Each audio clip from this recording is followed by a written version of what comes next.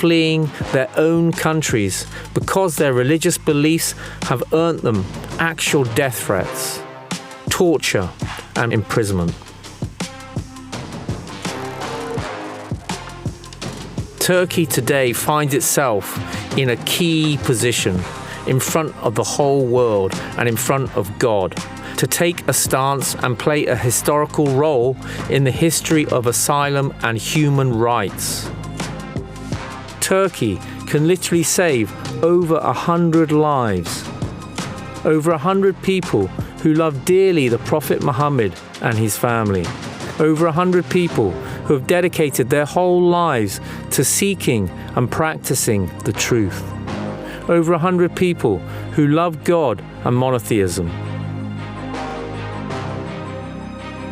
Turkey, over 100 lives are in your hands today.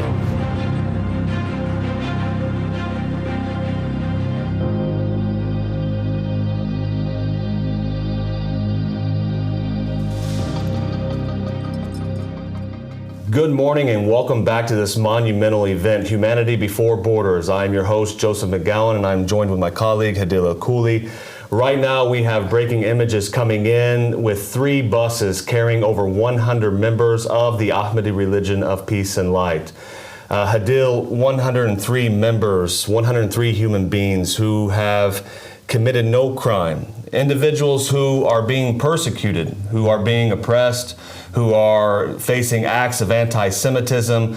They are being threatened for their lives, and they have gathered in Turkey over this past period, and they are now making their way to the Turkish-Bulgaria border to seek their human right for asylum and for a freedom and for life. Hadil, we've been talking over the last 2 days. We've been going into cases, speaking about these individuals, and here they are actually right now gathered, getting ready for what undoubtedly is one of the biggest marches, not just of their lives, but of this moment, of this time.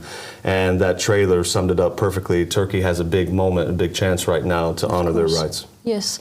I mean, as you see, these are men, women, children who've, over the past year and a half, have gone over extreme forms of religious persecution in their home countries, being shot at, being drugged from their homes, being subjected to violence, their skulls being cracked open, their kids being taken away from them.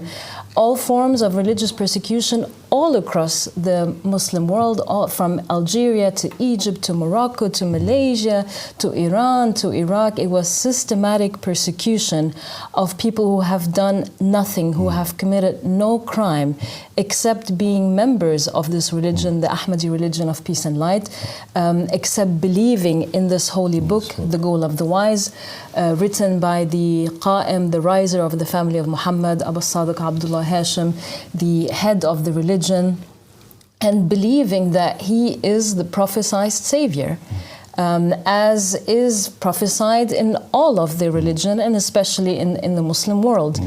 And simply for believing in that, for believing in the narrations of the Ahlul Bayt, the family of the Prophet of Muhammad, for believing in the prophecies, for upholding that there is a Savior who has now appeared, who has spoken to the whole world, who said, I am Abdullah, whose name is written in the will of Prophet Muhammad sallallahu alayhi wasallam, a will that they believe in, the words of Prophet Muhammad that they profess that they believe in, simply because they believed in that, because they believed in him, they believed that he is who he claimed to be, that he is Abdullah in the will, that he is the prophesied savior of the family of Muhammad, the awaited one, and that he is the Qa'im, that he is the riser, and that these are the words of the divine messenger in this day and age. Because of this, they have suffered horrific persecution, like I said, all over the world, from countries such as even Iran and Iraq, who claim to be upholding the words of Ahlul Bayt. We saw they were the furthest away from them. They were actually the ones who full force really started a war against the Qa'im himself, against the members of the religion, going in a propaganda of really executing or intending to execute the members, and even then on top of that instigating the Iraqi intelligence then to also go after the believers in their homes, militias, like I said, attacking them. Yesterday, we aired footage of militias really being in front of the houses, shooting at the people while they are sleeping with their children in their homes. It may be a shock to people at home, non-Muslims, people who are not living in the region, that countries would persecute someone because of their beliefs. For us, it's not shocking. We mentioned this, some of the greatest crimes have been perpetrated by the governments of Iran and Iraq, and we know that Iran and Iraq, and the prophecies of the Ahlul Bayt, that they will be one of the greatest enemies of the riser of the family of Muhammad. The scholars, the marjas, we talked about this yesterday, and maybe we can start off with this because it goes into this systematic, not just intimidation, but I would call it an assassination, an attempt to assassinate the leader of this religion, Abu Sadiq Abdullah Hashim, also the religion itself. It's almost like a modern day inquisition. As you know, when we talked about yesterday, when religious scholars and marjas, they issue these decrees, these fatwas, and they label someone an apostate because they believe it is their human right and it's their God-given religious right to wear, for example, the hijab or not wear the hijab. It is their religious right and freedom, and it's permissible because it's in the teachings of this holy gospel that it is permissible to drink wine, for example, to drink alcohol. It is our belief that we don't believe that the month of Ramadan is in the month that is practiced by mainstream Muslims today. And when you hold these beliefs and these tenets in this book, they deem you as an apostate and as an infidel. And when they issue these religious decrees, these fatwas, they're basically giving an open death sentence, an open playing field for extremists all over the Muslim world. I mean, Iran, Iraq, Algeria, Egypt, we've talked about all these different countries, to take their homes, take their wives, take their money. One clip we watched yesterday, drag them down the street, don't even talk to them, cut off their head, take their wife, take their money.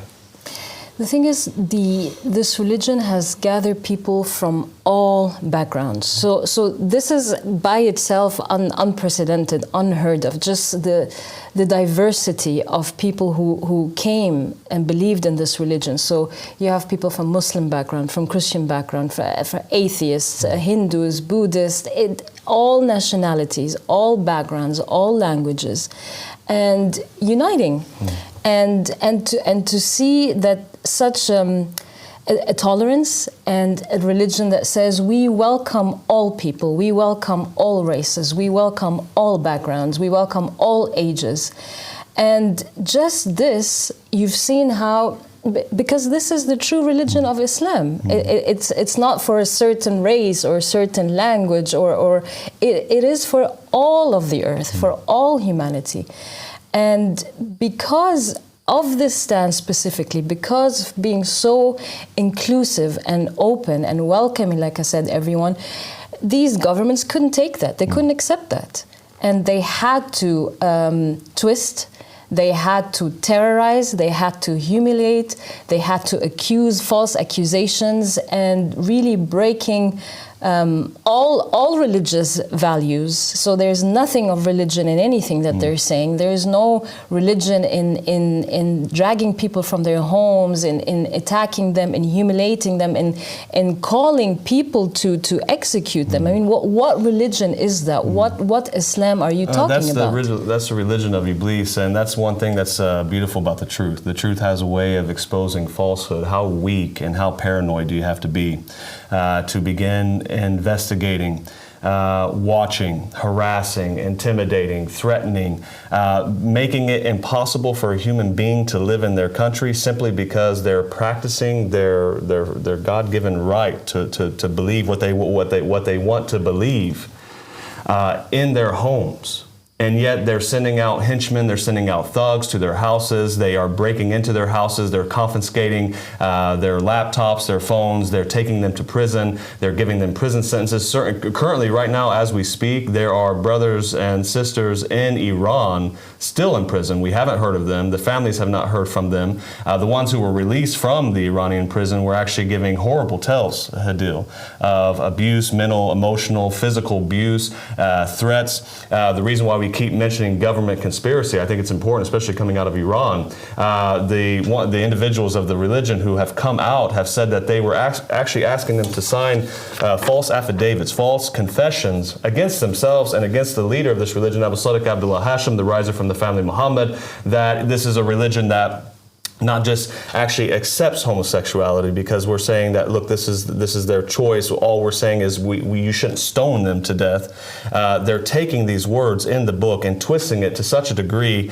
that they're saying that, no, the leader of this religion is actually forcing its members to practice homosexuality, which is totally false and is fake news, and it's what they've been spreading. And what this is an attempt to flare up the religious marja system in Iran and Iraq, to get these militias to do what you said in Iraq, which is spray down an entire, like a house and a car, while the man and his children were in the house. And it's frightening for me. I mean, I've looked into these cases before, but it's just insane that when this man who has done nothing but believe in the riser and believe in this holy gospel, that when he goes to the police station to seek protection from them, like, hey, I don't know, I'm in the middle of the night, somebody just came, a group of thugs just came and shot up my house and my vehicle while my children were in the house. They not only protected this militia, but they actually said, you know what, because you're an apostate of there's many different types of Islam. I mean, you're an apostate of our version of Islam, then you deserve to die. We actually wish you would have died, and actually we're thinking about executing you ourselves. And you know the real reason behind this vicious attack from Iran and Iraq specifically, especially after the release of the book, The Goal of the Wise, because the book exposed completely the false idea of the so-called marja'iyya, or the so-called idea of wilayat al-faqih. So here you have scholars who have absolute no authority, really declaring themselves literally as gods over the people, dictating their lives, giving themselves the rights to say what's permissible and what's not permissible, stealing their money, living off of riches while people are dying out of poverty. And the Qa'im, the riser of the family of Muhammad, Abu Sadiq has completely exposed this system, has said that these people have no divine authority to rule, have no divine authority to have any right to dictate over you. And he exposed that. So, like I said, it's shocking. You know, they get mad at somebody and they persecute them because they believe that homosexuals shouldn't be stoned. They're not homosexuals themselves. They're not even promoting homosexuality. We just say, hey, it's their right if they are, and you shouldn't stone them. Yet they're in prisons raping our men, women. Okay, right now we're getting news that we have our international correspondent on the ground, Surmad. Surmad, can you hear us? Yes, I can hear you. Hi there. Hi. It's nice to hear your voice. We got to talk with you a little bit yesterday, but please tell us what's going on the ground. Here he is. Surmad. To update you, we're currently on the way to the Turkish border with Bulgaria. We have 3 buses ahead of us, and they are loaded with 103 believers in the Ahmadi religion of peace and light. And morale is high, and we're just hoping that everything goes smoothly at the border. Yes. What are some of the impressions from the men, women, and children? Have you gotten some feedback from them? What are the spirits like? I know you said the morale's high. What are the expectations? What are some? If you could share some of the stories that you've heard that have been touching for you. Okay. Well, a lot of nearly every story is touching. They've all been through difficult experiences. They've all had, I guess you could say, incredibly traumatic they've been put through like the most arduous of, for want of another word, experiences. And the hope is there that everything does go smoothly with the border control, and that they do recognize their rights to their beliefs, and set them, because as we all have been discussing, they've been persecuted everywhere they've lived for most of their lives due to their belief in this new religion, which generally contradicts a lot of the beliefs and understandings in the Islamic world. Absolutely. Can I also, I was interested also to hear from Alexandra. I know she's also been in this journey. She's spoken to many of the men, women, and children. Alexandra, if you can share with us some of the stories that you've heard and your impressions on overall the atmosphere and the environment at the moment.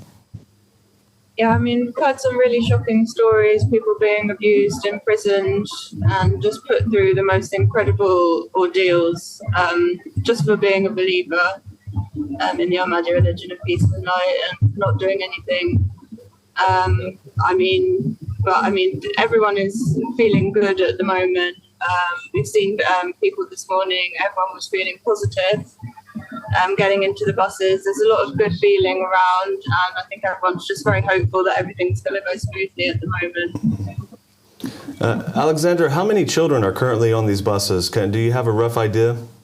How many children? I'm guessing about 40. 25. Oh, okay. Wow. 25, 30 children. Wow.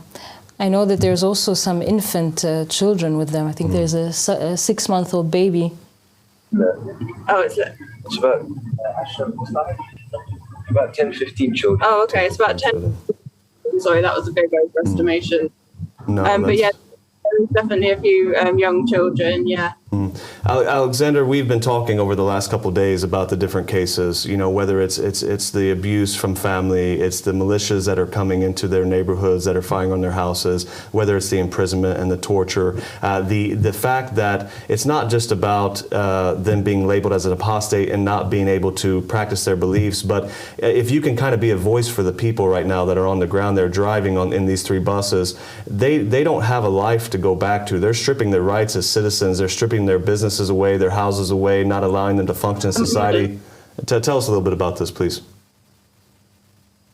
Sorry, Joe, I just lost the last part of what you said. Yeah, I was just saying that these men, women, they've had their homes and their businesses and their lives stripped away from them. They don't.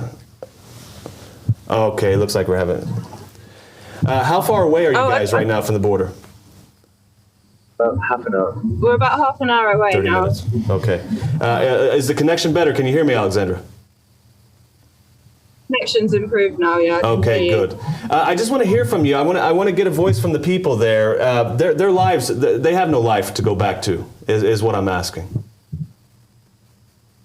No, no life at all. I mean, a lot of these people, well, almost all of these people, their human rights have been taken away. So they're being completely dehumanized in their own countries.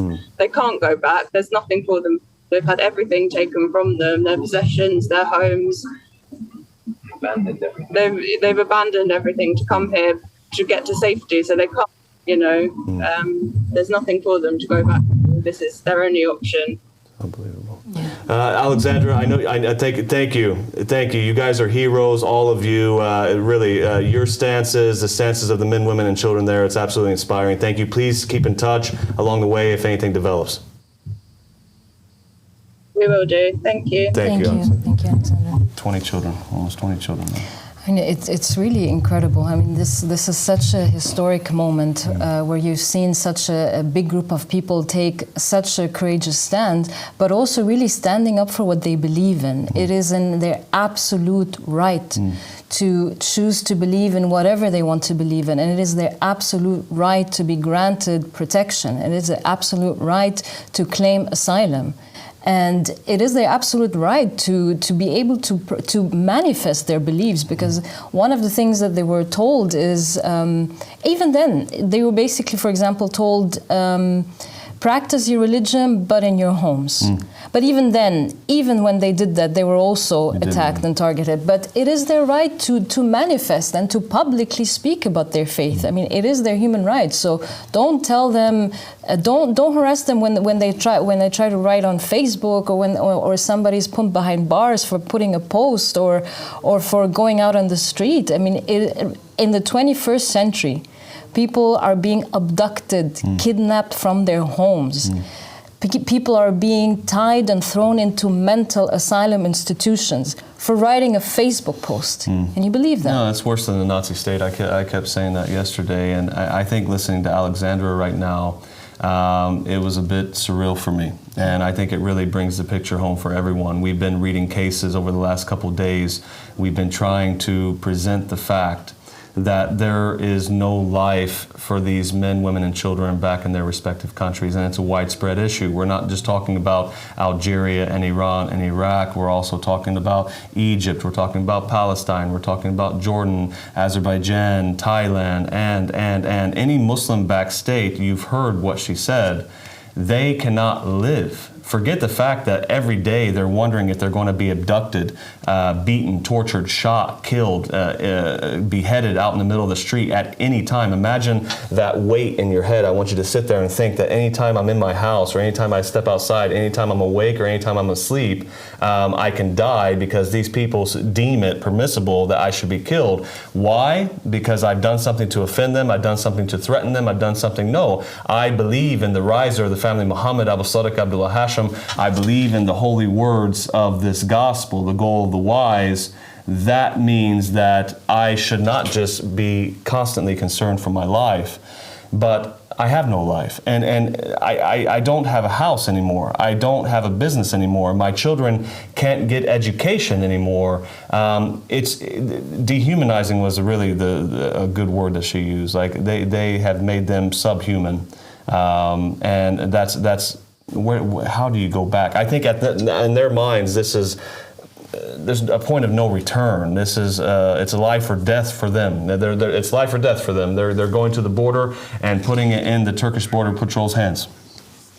So we'll go through some of the people. Let's see. I mean, as we said, it's a huge moment. These hours have been passing, and let's look at these heroic, courageous men and women. These are the last. Some of them are because they have nothing. This is it. This is their chance. And they are fully taking it. Look, this is the last moments before they leave. This is the infant. Look at the baby. No, I'm just trying to imagine this is probably like a four-month-old baby. I'm just trying to imagine my baby right now, my baby girl in a situation like this, me and her there. I think that's one thing that I want the viewers at home to imagine. Forget your beliefs right now. Forget what you believe, whether you're Muslim, Christian, Jew, Buddhist, an atheist, no matter what. Right now, you're a human. And I want you to think about your mother, because we talked to Yasmin yesterday, and her mother and uncle are there right now. Think about your mother, think about your uncle, think about your sisters, think about your brothers, think about your cousins. Look at them. What have they done? What have they done? These are well-off people. These are educated people. These are financially fit people. These are people who were outstanding members in their society. They were good family members. They were good neighbors. They were good citizens in their country. They have done nothing wrong. Their lives were flipped upside down. Their lives are absolutely flipped upside down because of the release of this book. And look, they're dragging how many look. They've probably taken this as probably all their belongings. That's her life right there. They had to leave everything, their house. They have nothing left to go back to. Every network of safety has been destroyed, ripped from them. There are men, women, health issues. We've talked about this yesterday. Vulnerable people. They have people who have sickness, who are elderly, people who need medical care, people who have diabetes, people who they've really lost everything. And that's why I said these bags that are holding are probably the bags that's all they had left. They're really running with the last things that they could grab last minute because they don't know what's going to happen the next day. I mean, these are people who are their own family members. I mean, look, they found family in one another. Yes. This is Puriya. This is one of the Iranian members whose family locked him in a mental asylum. I mean, look at him. Look at him. Because of his beliefs. Because of his beliefs. He was force-fed antipsychotic drugs, antidepressants. And here he's taking a chance at life. He wants to live in safety. Think about what you're saying. I mean, and I want the audience to understand, like, they never were safe. They never felt safe. They never felt good, even from their own family. We said there is no free thought, no space to think, no space to question. If you start asking questions about your religion in Iran and Iraq, before you know it, there are these goons that are outside your house and walking up to you in the street. We mentioned one case where a 17-year-old was just approached by two huge thugs and just picked up by the arm saying, "We've been watching you, we know who you are, we know what you believe, you better stop propagating your religion," or believing, not even propagating, just believing in what you believe, or we're going to take you away. Here. Yeah, so here you see they're setting off in the middle of the night so nobody bothers them. They know even in Turkey they are unsafe. Yes. So see, they had to leave quietly. They know that staying any longer in Turkey could mean their deportation. Yes. That could mean being thrown back to hell, really to a nightmare. So see how they had to secretly at night Look at this. gather Heroes. and Really heroes and people without anything. There's nothing else for them to lose. You know, Yes. I mentioned it the first day, and you know, I didn't say it lightly. At this point, they would be better off and it'd be more merciful just to stay at the border if they don't allow, if the Turkish patrol don't allow them through. I mean, to them, it's just it might as well just execute me, because what I'm going back to is worse than that. they said they have no other choice. It came down to this last moment. This is it. And I admire how much they have full conviction in their faith, in their certitude, and their right. That they know, and this is why they've taken the stance to go in front of the formal border crossing point. So they're going to the legal pathways, they're going very transparent, very open, and with full confidence presenting themselves and saying, I am a refugee, my life is in danger, I have nothing to go back to, I will be killed, me and my family, if I go back to, I have a right to claim asylum here at the border. And this is not just their idea or their belief or their last resort. This is actually backed up and supported by multiple major prominent human rights organizations. Now, you've been working this case for some time. Maybe you can let the audience know about some of the organizations that are supporting this march, actually not just supporting these human beings and the individual cases in the country, but actually supporting this march on the Turkish-Bulgarian border. And they're saying, they've even made a tweet, maybe we can start with the tweet yesterday, which was a huge news, a breaking update yesterday, where they're saying, look, you know, you international European countries are saying that you wish that people would take the legal steps to seek asylum. And they made the comment, say, well, here they are. They're taking those legal steps. Now we hope you honor your word and do what's right. Exactly. I mean, these organizations, and we'll start with the Border Violence Monitoring Network. This is an organization that has been working for years to do one thing, is to monitor the borders against the so-called illegal practice of pushbacks, against serious human rights violations that unfortunately occur at the EU borders. So they have been doing this work, and they understand that now this group have done the right ways and have approached, and this is the tweet that they were saying, that they commented on, that now you have a group that came through the formal legal way, because the authorities have been for many times saying that they wish that asylum seekers would not use illegal ways and come through the formal border crossing points. And this is exactly what this group has done. And what that means when the EU authorities make that point, that means that there are legal pathways to claim asylum. Yes. And this is exactly what the group is doing. They are going through the formal border crossing point by law, in line with the European Human Rights Conventions, with the Geneva Convention, with international human rights law, approaching, laying a claim, lodging a claim for international protection at the border. And the Border Violence Monitoring Network is a network of over 14 organizations. It's a big network. It's huge. It's from over 40 European countries. They have been behind this initiative of writing the open letter and it has been endorsed by over 29 organizations from all over the EU. Maybe we can get an image of this open letter, the website that it was just published on publicly yesterday. Now, you mentioned something legally, which is something that the men and women have been doing from the very beginning.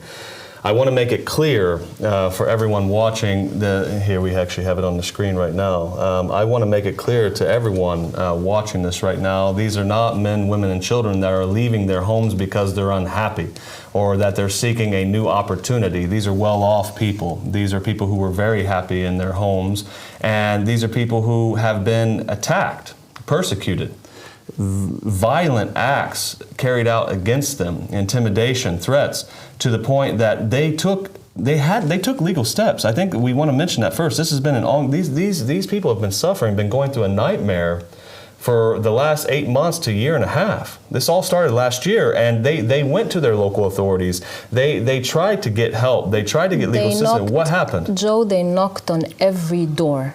There's not a single party or someone that they haven't spoken to, whether in Turkey or in Bulgaria. So they have reached out to the UNHCR in Sofia in Bulgaria. They have reached out to the State Agency for Refugees in Bulgaria. They've even spoken to the Ministry of Foreign Affairs in Bulgaria, trying to find ways or asking for a visa, to be granted a visa on humanitarian grounds so they can come in and claim asylum.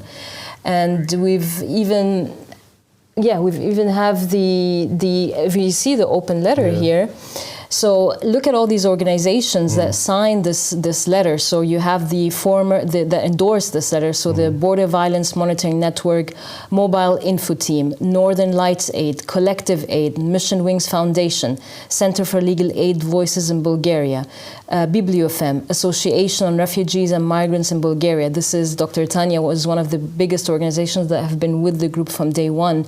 Sea-Watch, Europe Cares, Hope and Humanity Poland, Project Elpida, Mobile Info Team, the Africa Working Group of the International Religious Freedom Roundtable from Washington, D.C., Bitter Winter Magazine, Human Rights Without Frontiers, Samos Volunteers, Be Aware and Share, Network Anthropia, Inter-European Humanitarian Aid Association, We Are Here, Solidarity, Set My People Free, Solidarity with Migrants, Voice for Justice, Legalize Apostasy, United Macedonian Diaspora, Professor Arya Rasfar, who's the director of the religion on the board, professor of linguistics and education at the University of Illinois, Chicago, and the riser of the family of Muhammad, Abu Sadiq Abdullah Hashim, the Ahmadi religion of peace and light.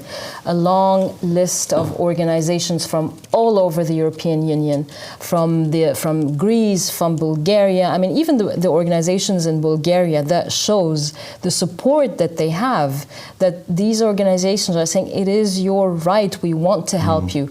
Make it to the Bulgarian territory. We will support you. We will assist you in making the claim for international protection. And there are individuals on the ground right now in Bulgaria, I want to make sure that everyone knows that are waiting for these 3 buses to arrive, waiting to see what happens at the Turkish border. For the last month, we have been in meetings. They have been following closely on the updates. They've been coordinating. They have been making connections, reaching out to like I said, the UNHCR, the State Agency for Refugees. So there have been incredible support from Bulgaria specifically, but like I said, also from all over the EU, understanding that it is within their right. It is their right to, first and foremost, to have freedom of religion, to be able to manifest their beliefs, and to be able to do everything they can to reach to safety. And on top of that, the main thing about this open letter is that these organizations are urging the Bulgarian authorities to grant these 103 members the right to lodge a claim for asylum at the border.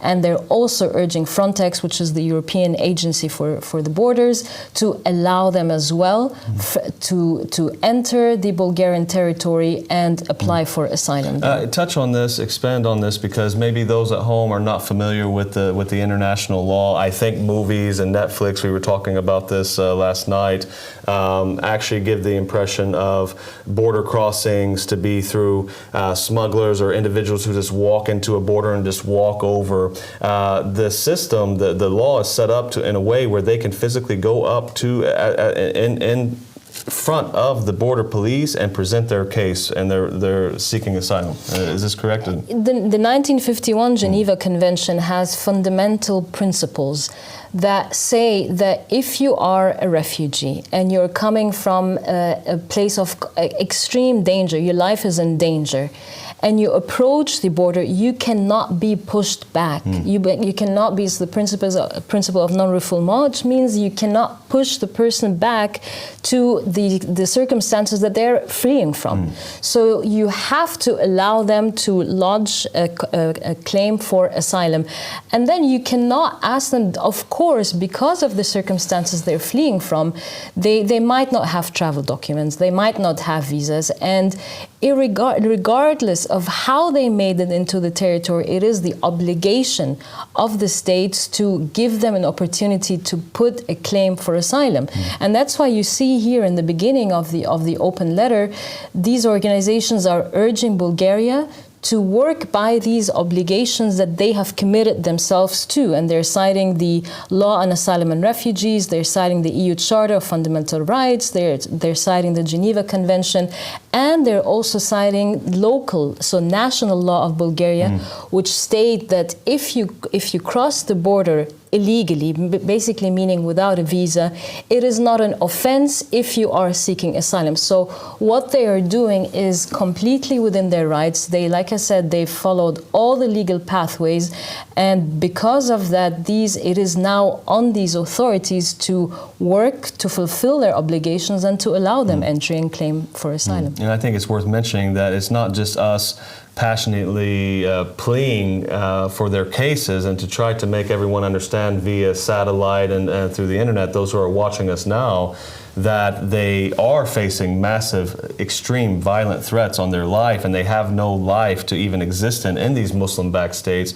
But to have all these signatories, to have all these human rights organizations, and you listed off many, many prominent ones, international organizations, even Amnesty has been backing us from the very beginning since our cases in Algeria, we were talking about that yesterday, then these organizations are all saying this is a life or death situation. I mean, correct me if I'm wrong, they would not endorse and put their name and organization on a case without doing their due diligence, without looking into these cases, without knowing for sure, yes, these guys have no life, they have to get out of it. There is no shadow of a doubt of how severe this case is. Because now it's not a situation of an incident of one country or this country or that country. You have a systematic targeting of members all across, not just the Middle East and North Africa, but also countries like Thailand, so which is not a Muslim country, but the believers there were targeted in Muslim contexts.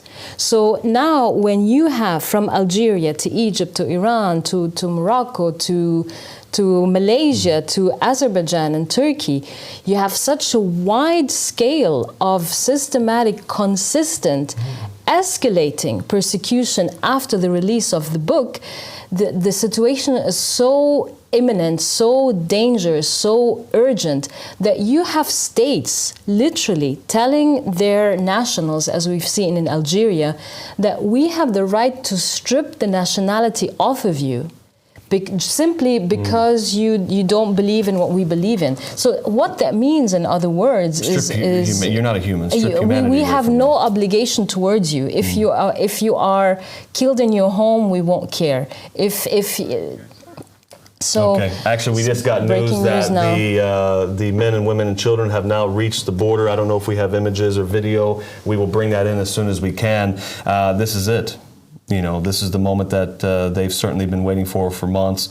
This is the moment that we've been talking about. This is the moment that we're trying to make all of you understand. These 103 men, women, and children are currently walking off of the buses at the Turkish-Bulgarian border, seeking their human rights. And I'm a bit, I'm hoping I'm hoping and praying, just as we've been talking about, that the Turkish border police see this situation for what it is. They do the right thing. Right now, they have an extreme amount of international pressure watching them from media and human rights and satellite and internet. And we're about ready to bring Alexandra, I believe, back in. Hopefully we can get some live footage here in a couple minutes. So, I mean, look, their whole fate lies now at this moment. Like, now there is a fate of 103 members we are about to witness that in the next minutes. Hearts pumping, sitting on the buses, getting off of the buses. Imagine just piling off the buses at this point. What's happening there? I want to see what's happening there as soon as possible. What are you expecting? I know Turkey has had a history of being known as secular. We hope that this is the case. We imagine that having this international pressure on them, that they do the right thing here. I mean, the group, they are working and they have claimed their rights according to international law. Turkey has signed on these protocols. So now I think we have it right now. Live coverage of the border crossing buses, men, women, and children. We're waiting for the feed to come in now. Any moment. I can't even stop looking at the TV screen right now, to be honest with you. Probably what have they been thinking through in the last moments? What have they been imagining? Here we go. I can't see the... Okay, right there. Here's the border. There's one of the... Sir Matt, can you hear us? Alexandra, is that you? It's Alexandra, yeah. Alexandra, tell us what's going on. What are we looking at? So we've just arrived at the border. As you can see, it's just a bit off in the distance over there. Okay. Everyone's just loading out. Okay, can you get us okay, here's the first bus. Okay, the men, women, children getting their bags. This is something I've never seen anything like this in my life. This is just everyone coming out of the buses, getting ready. This is history. I have never even seen anything like this being live streamed. 103 men, women seeking their legal right for asylum, leaving multiple countries. What you're seeing right now are, look at they're waving their flags. Look how strong they are. Look how courageous they are. These are Algerians. These are Iraqis. These are Iranians. These are Egyptians. These are Thai. Look at them waving. They're waving at us. Look at this confidence. Look at this courage. Look at this strength. Look at this faith. They all came together from all these different countries in full belief of what they're doing, in full belief of their rights. No hesitation. They're standing in front of the whole world here, holding the Star of David, the symbol of our call, holding the Holy Book, the Goal of the Wise, for the whole world. You mentioned, right, what you just said, the mere fact that they even have a Star of David, which is a seal of all the prophets and messengers. This is a holy seal. This is deemed heretical, deemed permissible to kill these people, and here they are fleeing their countries, holding that up in the air, saying, look, take my house, take my wife, take my children, take my life. You cannot take my faith. Absolutely. You cannot take my faith in the riser from the family of Muhammad. You cannot take my faith and beliefs in this holy gospel. They left all of that, and now they're standing there in full strength and full courage. What an inspiring event that's taking place here. Wow. Look, they're raising it high. They're holding it with such pride. They are proud of their faith. They are proud of their gathering. They are proud of the stance that they are taking today, because this is such an incredible historical moment. Here you go. Good luck. I'm out of here. I mean, they probably never seen anything like this in their life. They are they're going ahead full force. They are all gathering together. Alexandra, can we talk to one of the sisters there, please? If you can get a hold of anybody, if it's Arabic, Algerian, please. Just bear with me. I just saw, this is Redouan in the back. Arabic's okay. Maybe you can go to Redouan. Yeah, he might be organized. Okay, I think he's just doing an announcement at the moment. So, but these are some of the faces that we've spoken about over the past days. So Ridwan is the one from Algeria who got arrested, and Amnesty took up his case. And look at all he's been through. Amnesty backed him all the way. He spent 5 months in an Algerian prison. We talked about that yesterday. The judge actually went on the stand and acted like some religious sheikh and marja instead of focusing on the law and the fact that this man has done no crime, has done nothing wrong, starts preaching and lecturing him about religion, and prosecutes him and puts him in prison for the belief in this book. I'm just imagining for him being in that moment, what this means for him. You know, for how many months he wondered, is he ever going to make it alive? Is he ever going to see his family again? Look at the kids. I mean, you know what they were saying about their children? They said, it's not even about themselves. They're saying, we want our children to live in safety. We want our children to be able to have such a fundamental human right, to have freedom of belief, to have the freedom to practice their religion. Look at their faith. They're carrying their books. I mean, how... Look at their faith. Really, really, really incredible. Here's Sayyid Ali. Sayyid Ali is the one from Iran who had his head cracked open in a wedding. You know, I'm imagining what this moment means to him, that they have a chance, that there is hope, that he can have, you know, a semi-normal life again, that he can maybe see his children again. I mean, he left his 11-year-old son and his daughter behind in Iran, doesn't know if he'll see them again. So it is so emotional, really, to right now, see this moment. Like, Alexander, correct me if I'm wrong, it seems like everyone has left the 3 buses, everyone's off the bus? Sorry, can you just say that again? It seems like everyone has left the 3 buses. Is everyone off going towards the border now? Everyone's left the bus now and they're ready to march. Okay. Everyone's left the bus, yeah. Please, Alexander, keep us up to date as we're going along. Make sure you're letting us know any new developments. We definitely will. Yeah, we'll be in touch all the way.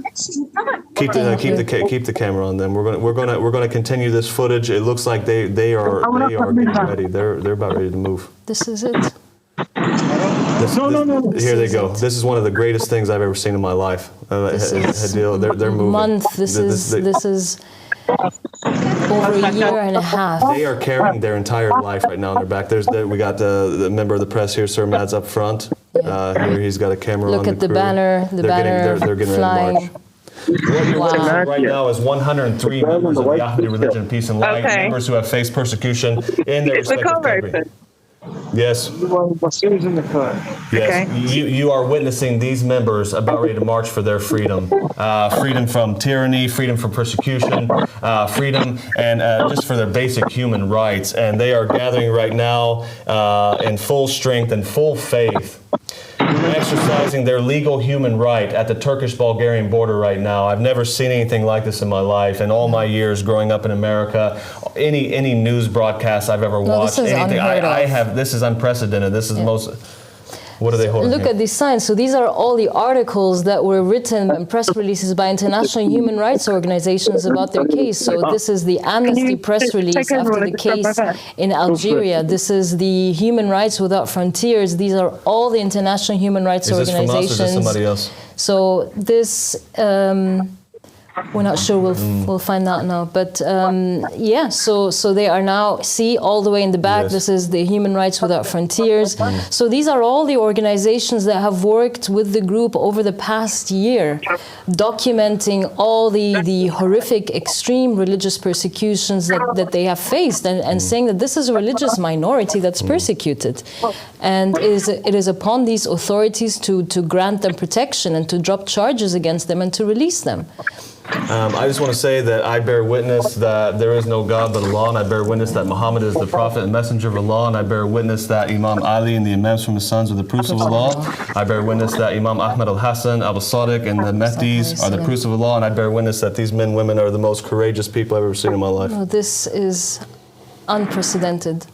Look at their faith in Abu Sadiq. Look at this. See, victory. Look at this. Victory.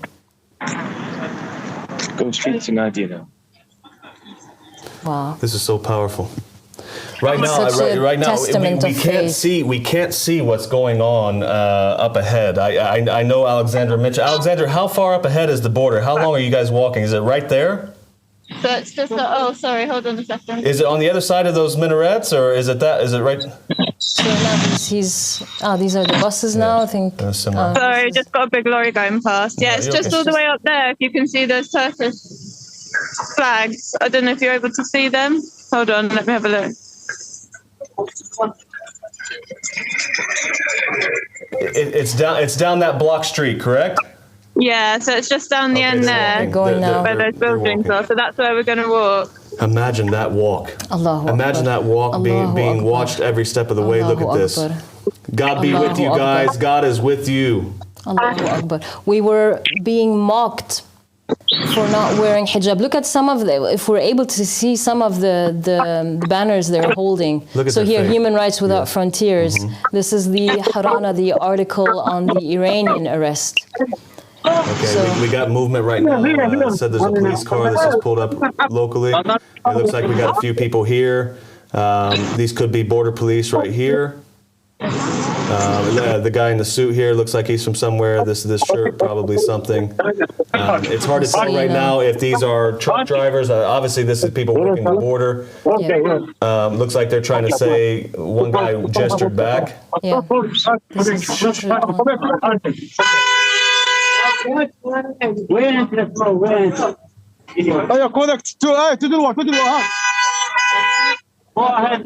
They might be saying that you have to go somewhere. This is not the border, maybe. I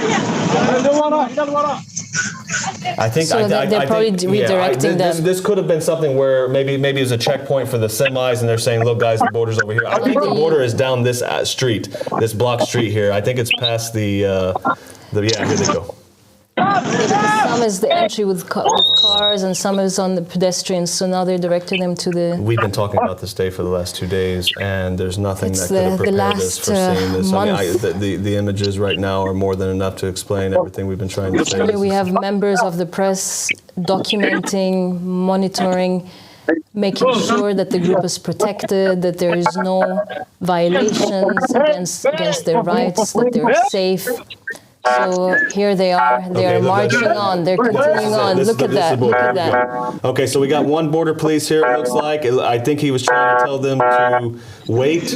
And we got another guy here. I'm hearing some sounds. That might be a police car. Let's keep an eye on this. Please, Alexander, keep up with the march. Please try to give us some perspective too. What's going on outside? Where are these sounds coming from?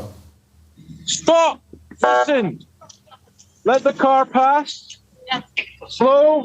Okay. Sorry, I don't know if you can hear me. Sorry, there's a bit of commotion here at the moment. Yes. Okay, we got police got two border guards telling us to slow down. Up here. Okay, this is Turkish border police. I think we can say this for a fact. This is what's happening now. They just blocked the street. Yeah. So it's clear right now. What you're seeing is the Turkish border police just pulled up. They have blocked the street. They pulled a van in the middle of the street. We are now seeing multiple police officers. We got one speaking over here to Red One. We got a few coming up on this side. Yeah.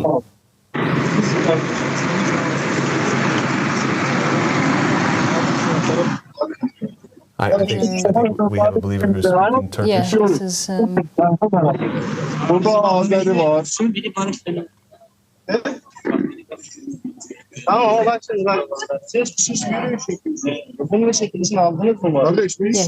one of the members of the faith who's speaking to the group now. Speaking to the border police in Turkish. I'm not going to speak right now, so Hadil can interpret this. Speak English? No. We have to cross border to go to Bulgaria. Bulgaria, yeah. Where's the letters? Can you run to the car and get the letters? Yeah. I'm doing the live stream at the moment. I'll hold that. Okay, you hold that. Come on, one is... Teşkilatlar var yani. Abi bizim zaten canımız tehlikede. Abi. Yeah. Well, you know where Basir is? Senin canının sorumlusu benim burada ya. Abi siz sorumlu olmasın. Burası bir ülke değil abi. Kendi ülkelerinden çıkıp gelenler var işte. Kendi ülkelerinde rahat yaşamayanlar var. Şeylerden gelmiş adamlar. Wait! Redwan, wait! Redwan! Okay, what's happening? What's happening right now? They're going. They're marching. Something just happened. Somebody said wait, and somebody's going. So Redwan and the group is continuing ahead. Wait! Don't cause problems. Wait! Okay, I'm hearing from the press. The press is saying wait. It looks like they've been given the go-ahead. They're marching. Yes. Right now, the believers are marching. The believers of Ahmadi religion, peace and light, are now marching on the Bulgarian border. It looks like this is happening.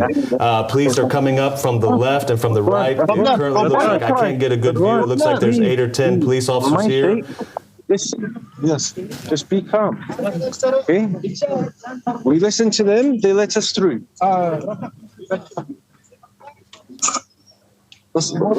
I can only imagine what's going on in these believers' hearts and minds. I mean, they are fleeing. I don't think the police understand. They are fleeing for their lives. This is life or death for them. So they're just saying, hey, look, the human rights organizations are backing us. They've told us to come. We're here. What's the problem? We just want to go across. They're raising their flags, their banners. Right there, the human rights article is right there in front of their face. Bizi durdurmayın çünkü bizim yolumuz ileri. We have believers speaking Turkish, correct? Yes, they're speaking to them in Turkish. This is We have telling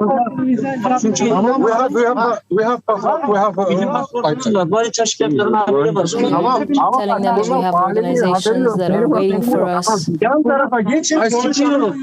Herkese de ben konuşamam. 3 kişi seçin konuşalım, anlaşalım. Yes. Yolu kapatalım. Thanks a lot. We're just saying wait because we have to wait. Only peace and light. Just want to remind viewers at home, we are just being quiet so we can hear what's going on, what's taking place I right get now. it, but basically we're documenting something and they're holding us back. It looks like They're okay, the police are talking.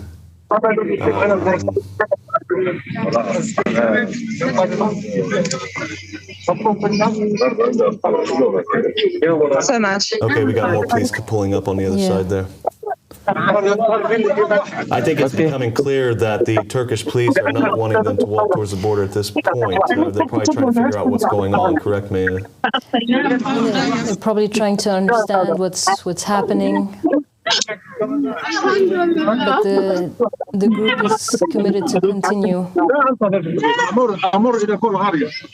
And they're saying, are continuing to Bulgaria. And they're waiting for us. Ama bak, bu şekilde olmaz. Ben sana everything's formal. Right now, the press is saying everything's formal, everything's been organized. Why are they holding us back? Okay, we just heard word right now. I just inadvertently heard word that they're holding us back from the press.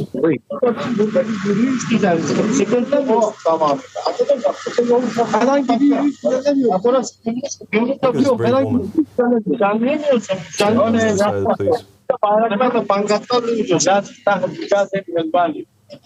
ايوه انا خارج انا لست تركي انا خارج من Say, I'm not Turkish. I want to exit. بقول اذا في معه فيزا خليه يفوت ويدخل Is this guy in the maroon shirt talking in red one? Is that us or is that Turkish? انا امركم نحن في خطر الموت. We are members of the religion. Looks like we're starting to get moving over here in the believers. انا امر يفعل ما يريد يا عمي هذا دولة اذا ما عادش يقدر They're holding the banners, the group, the book. Trying to make their case and say, there's nothing. Yes, they're marching on. Yes, that's it. The Turkish police were holding them back. They were trying to explain, look, we're here. This has been organized. This is formal. We have human rights organizations waiting for us on the other side. We have members of the press here. We're doing everything right. Why are you holding us back? Why are you not allowing us to go? And they decided to go. This gentleman, this believer in the brown shirt, he waved him to go, and they're marching. Every one of them, men, women, children. Look at this child going. Look how brave that is. Look at the banner. They understand what's happening here. They're saying, look, you don't get it. We have nothing to go back to. We're leaving for our lives. We have no interest in being in your country. We're trying to get out of our countries. You don't understand what's going on here. The Turkish police aren't understanding either. And now we're hearing loud sounds. Looks like we got more police approaching. It sounds like that's a heavy vehicle. Somebody's being grabbed here.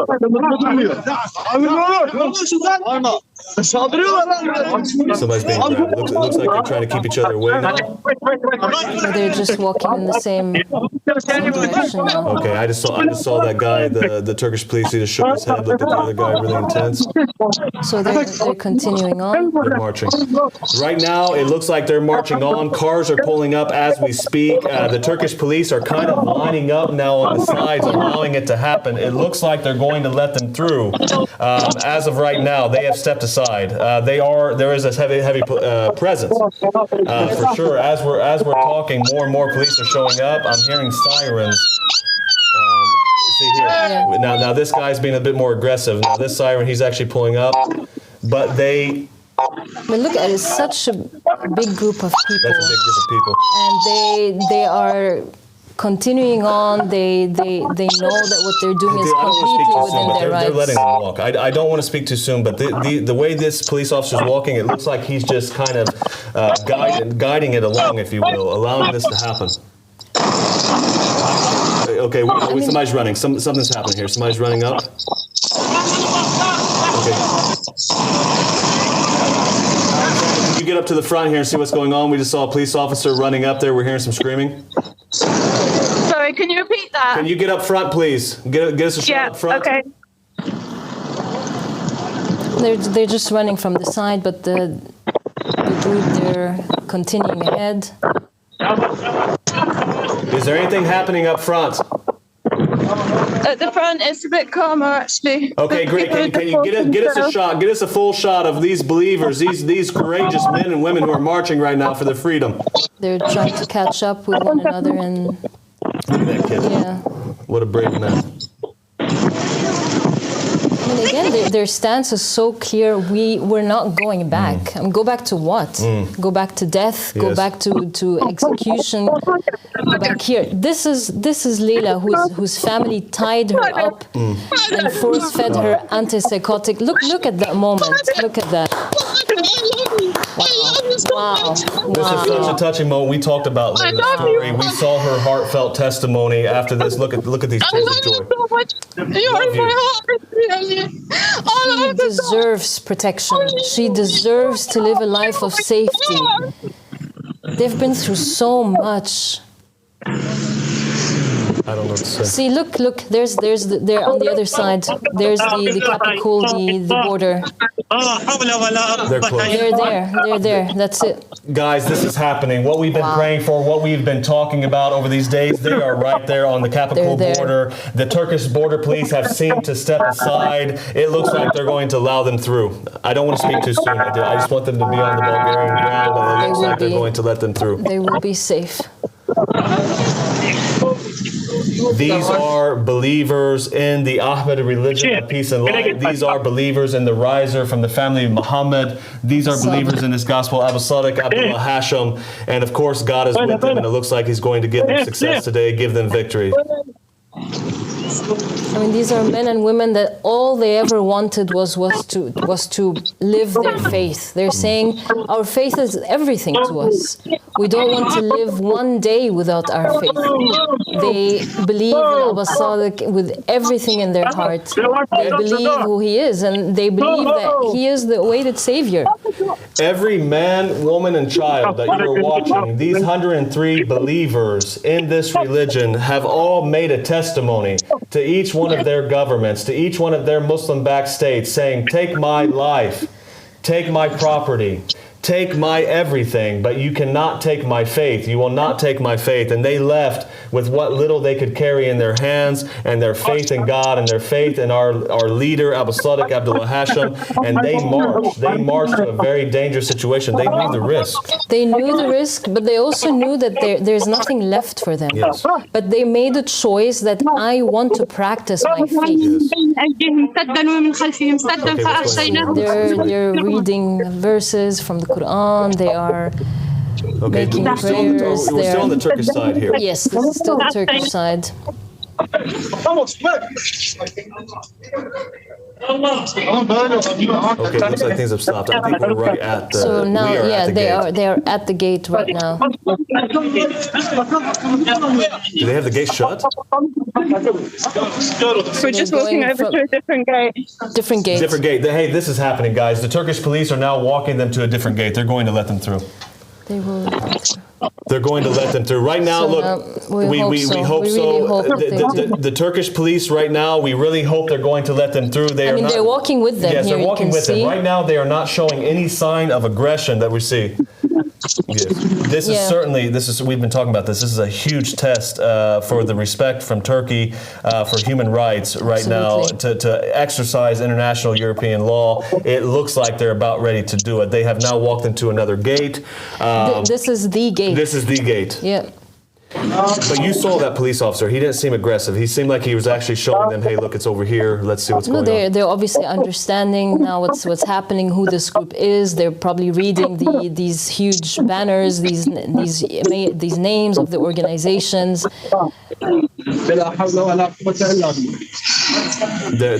They're seeing this. This is a religious persecuted minority who is making a stance for freedom, who's making a stance for practicing their rights, for their belief in this holy religion, for their belief in the Qa'im, and the rise of the family of Muhammad, for their belief in Abu Sadiq. And they're saying to the world, we will uphold our belief in him and we will carry it proudly. Right there, that Turkish police officer just put his hands very nicely. Look at the children. Look, there's a little girl here. That's your daughter's age here. Right at the very front of all this. Yeah. I can't say I want to hear what's happening. I don't understand what's going on. So I think they're seeing which gate now to go to. All the believers at home, all of you brothers and sisters, please, we're asking you right now to pray. This is the time to pray. Pray for these 103 believers, these 103 men, women, and children who have sacrificed everything, who have no other choice but to get across to this border. They're smiling. They're happy, they're there. We're just moments away of getting across the Turkish border. Please pray. Stop everything you're doing. Be with these individuals. There's nothing more important right now for you in this life than to be with these people. No, the urgency of every minute now. I mean, we're literally, Joe, this has been month of working and just praying for this moment. What are you going through? I mean, let's stop for a second because you've been with them every step of the way. This has been a month for you. I'm just trying to hold back tears. This is a huge moment because I've prayed so much for their safety, and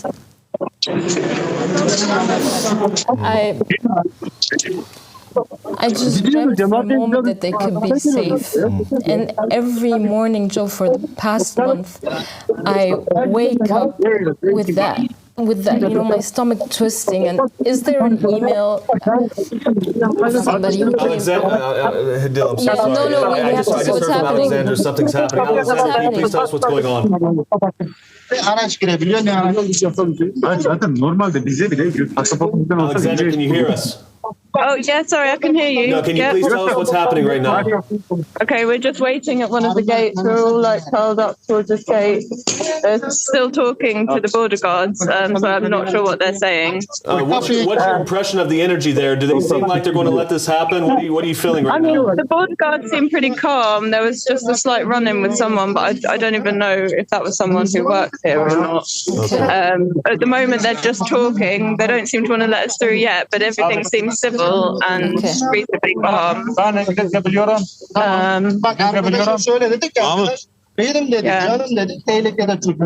a lot of emotions in there. Understandably. Please keep us in touch. Kenara geçelim. İnsanların, araçların geçişini engellemeyelim, konuşalım. Nedir sıkıntı öğrenelim. Ridwan was saying earlier, we've entered the country legally, and we just want to go. Just grant us the ability to exit. God bless you. Imagine all that you're going through and the connection that you've had with each one of these cases. You've been fighting for them. Trying to help them. Thank God that the organization supported that. And it looks like it's almost... I die here. I don't Hayır. It's clear. Okay. Can you understand that one? I mean, I hear you saying we're staying here. We're not going back. Alexander, get next to Red One. Böyle olmaz ama bak. Böyle olmaz. Böyle olmaz. See, Nadia, she's saying they do not allow us to practice our faith freely. This is Nadia from Iraq, one who has been beaten so bad by her family. Böyle olmaz. Bak burada zaten. It looks like there's some high-level members of the border police too. Yani zaten hiç olmaz. Hani demek istedim. Ben arkadaşlarla konuşayım. Tamam mı? Yaya geçişi normalde yok burada. Onu ama olmaz. Bu şekilde yaparsanız bak biz müsaade etmek zorunda kalırız. Bu şekilde kimsenin pasaportunu This guy is a high-level member for sure. He's probably overseeing this thing.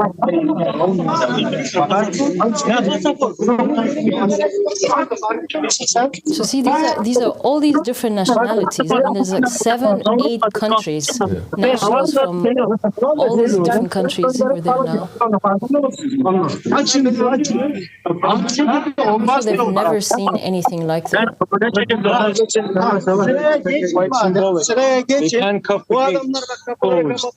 Okay, right now they've handcuffed the gates closed. Okay, we just got a report that they've chained the gates. We just got a report that they just chained the gates closed.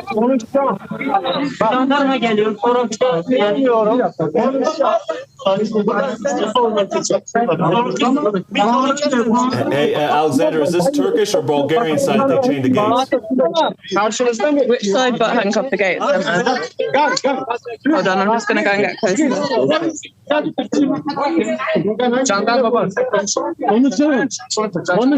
Biz tercüme ettirdik onu. Tercüme ettirdik.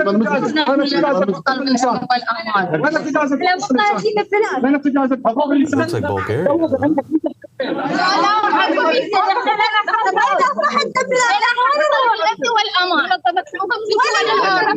They're saying we have no safety. Sorry, I'm just being fine. Okay, it's starting to get intense. It's getting intense now. Bulgarian side. Okay, right now we've just received a report that it's actually the Bulgarian side that has chained the fence. It looks like Turkey has allowed them up to that point. If I can understand what I'm visually seeing right now, the Turkish police have led them up to the Bulgarian border, but the Bulgarian police have chained the fence. And it seems like things are actually starting to get pretty intense. I don't know if that's your view.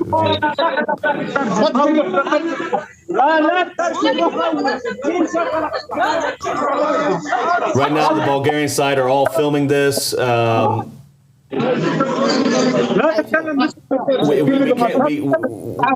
We can't be for sure. This could be the Turkish neutral zone to the Bulgarian side, but we're receiving from the press that it's actually the Bulgarian border. Confirm this. Yeah, we need to get this confirmed. But all we know right now is that there is the tension starting to brew. Yeah, this is still Turkey. It's okay.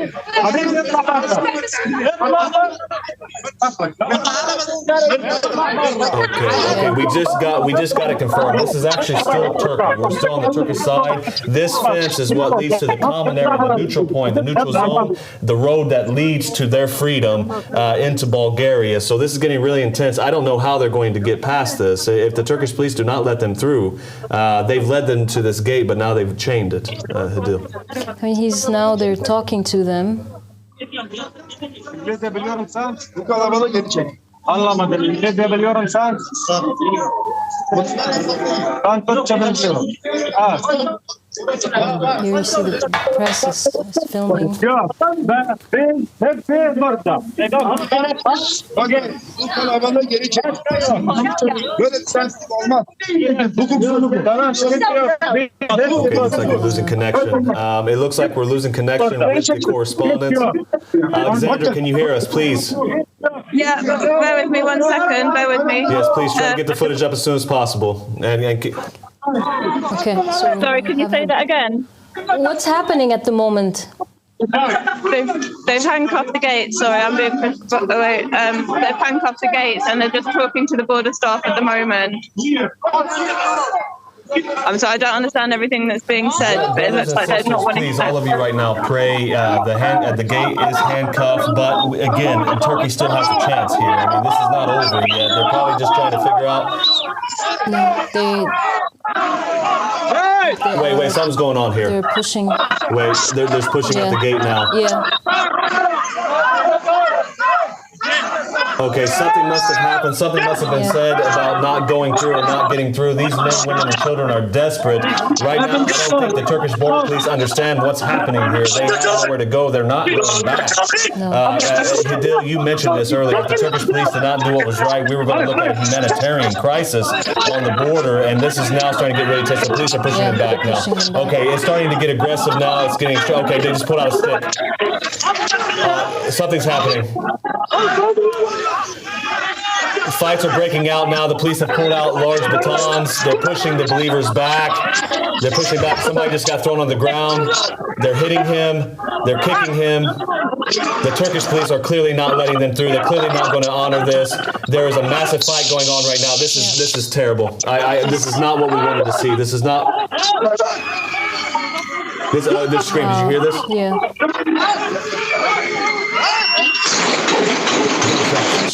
Gunshots. Oh my God. This is wrong.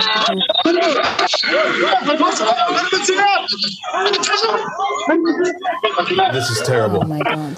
There have been gunshots. There have been multiple gunshots fired. Women and children are screaming. Men are being hit with large batons right now. This is a catastrophe. Their bags, their stuff. Their bags are left, thrown around everywhere. Somebody just screamed, "This is our human rights." What's going on here? This is our human rights.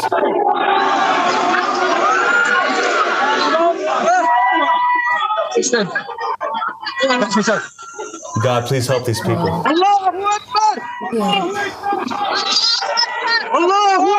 One of the believers is saying, "God is great. What is going on here? God is great. This is our human rights." They have to let them through. They have to. Okay, wait, the gate just opened. Did the gate just open? What is happening? Oh my God. Right now, a gate's being opened. People are funneling through the gate right now. Is this, they're going in the neutral zone or are they going into a detention area? Alexander, please tell us what's going on. Are they going into a detention area? Are they going to the...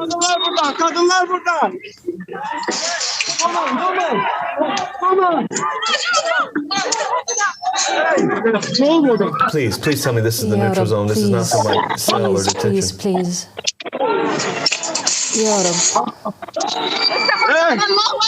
We don't know what's going on right now. There were multiple gunshots. People were being hit with sticks, but now they're being funneled into a section. We're unclear if this is the neutral zone or a detention area. And now it looks like police were...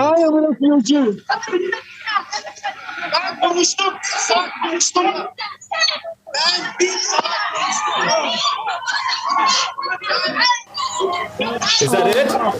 Can someone tell us what's happening? Somebody tell us what's going on. We're here in cheering. We don't know what's going on. Can Alexandra tell us where they are?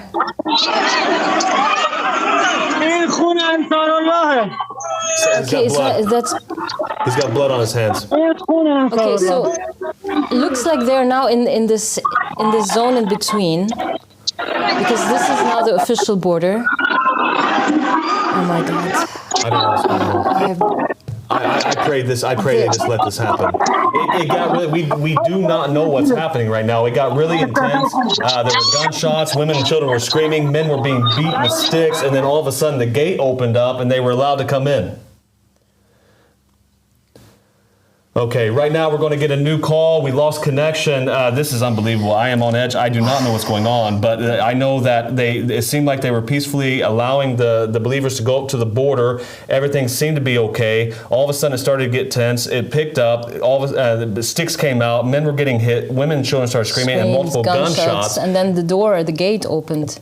And you see the blood on the hands, so we don't know yet what's happening, what's unfolding. I think there's a lot of confusion on the side of the border police. They don't know what to expect. They don't know who these people are, but the group is making it very clear. They have their banners out very clear of who they are. So we have Alexandra back. Okay, we have an incoming call. Alexandra. Okay, look. Okay. We're trying to get her up. Let's see if we can get that on the screen. Okay. Okay, here we go. Okay, so everybody's calmed down, clearly. I hope nobody. I saw that there was a hand with blood. I hope nobody's wounded. Clearly he got hit in the head or something. They pulled out massive sticks. Clearly, we are refugees. I mean, look, you can see there's from so many different countries. Okay, wait. This guy. It seems. Call him again. Is this the neutral zone between Turkey and Bulgaria? That's our question.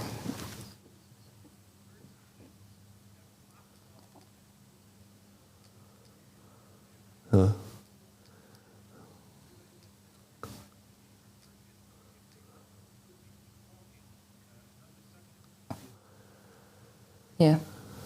So they're still on Turkish territory. This is the first gate that makes it to the area in between Turkey and Bulgaria. So this is just the first gate, still on the Turkish side.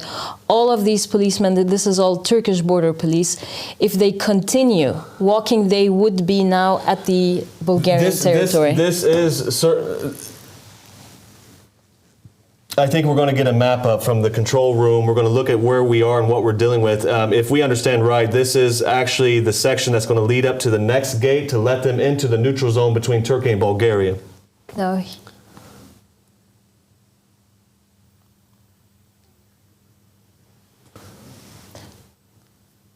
So, Kapikul. Okay, here's Kapikul right here. Okay. Yeah, Kapikul is near. So they have to pass through these two giant squares. Yes. Here you can see with the mouse all the way from here. And then they have to go all the way there, and this. Yes. This. Okay. I think it's safe to say that once they get to that neutral zone, we can say that the Turkish border police have let them through. Right now is a very intense moment. I think everyone needs to know, please, brothers and sisters, pray, because many things can happen here. Is this a situation where the Turkish police are, okay, they broke that first gate, they opened it up for them, come in? Are they going to start assessing them, processing them, looking at their case, letting them in, exercising their rights? Back to the live footage. The energy seems like it's definitely de-escalated. Intense. It has de-escalated, but it's still really intense. Will they look at this case and allow them through into that neutral zone to Bulgaria? Right here, we have some glass doors. Actually, they have to go through that. It looks they opened the door. One police went in. They're stopping them. It looks like they're talking with them. It's a big deal that they opened this gate, because I don't know how to take this. It's like you fire shots, you swing sticks, and then you open the gate. Now, to do what? I think that's the question. There's two things can happen here. They can process them, let them through, or they can detain them. I think these are the two situations we're facing right now. Clearly, the Turkish border police have beefed up their presence. I mean, now there are multiple agents out there right now. We still don't have audio. I don't know if we can bring up audio from Alexandra if we lost connection with her.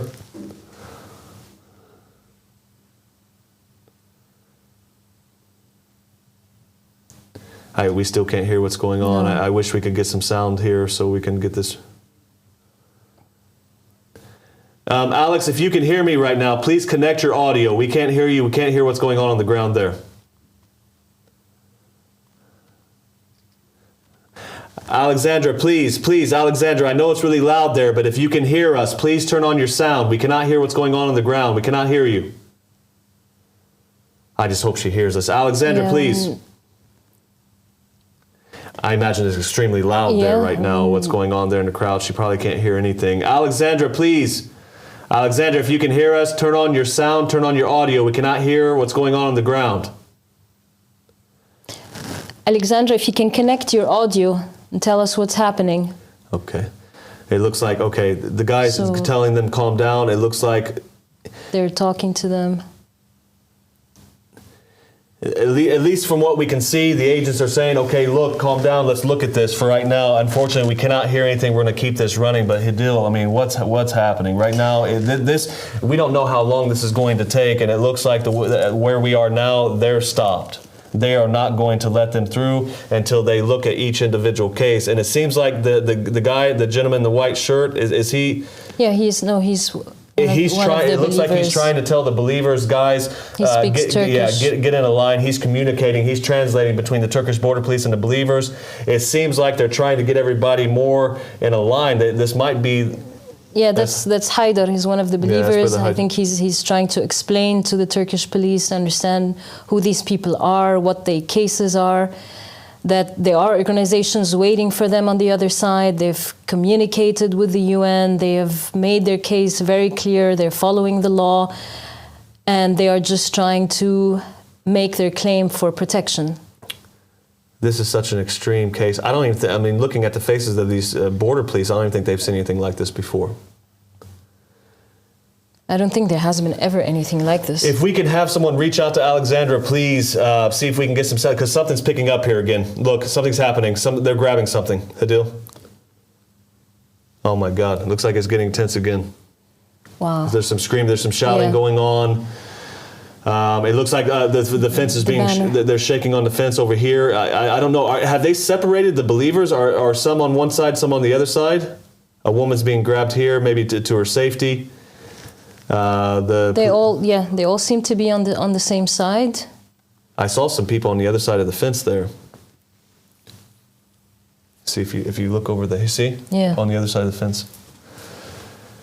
I wonder if they've been separated. It's the border guard. Okay. They all let them in, so they let them in from this first gate. They just have to make it through. And look, did you see on the map? I mean, it's just it seems just this area, and there's like a whole other world of safety. It's just these few steps.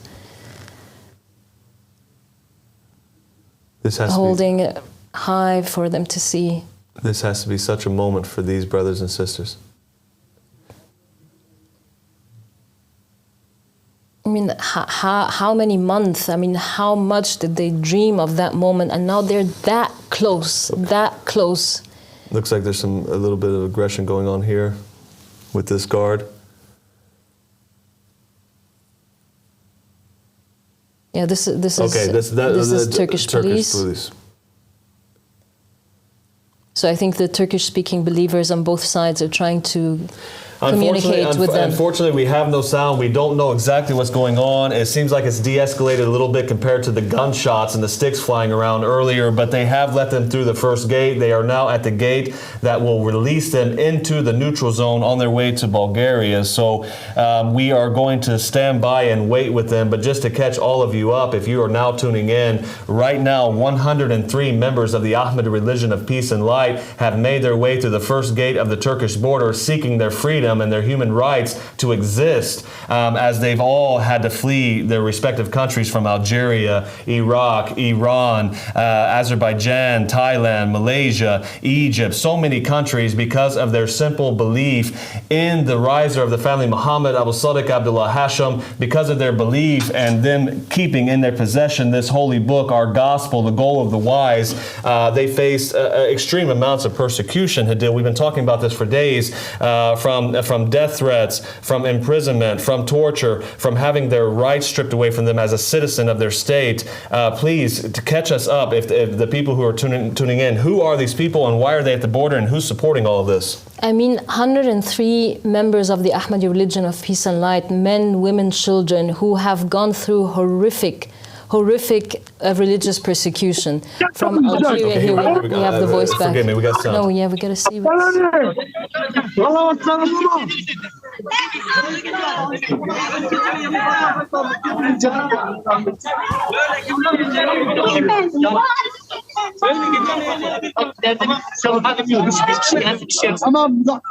Alexandra, can you hear us?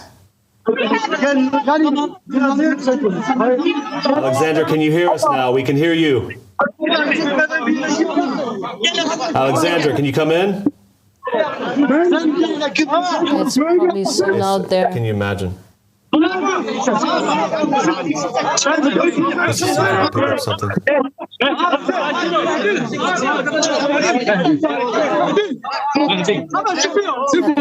Thailand.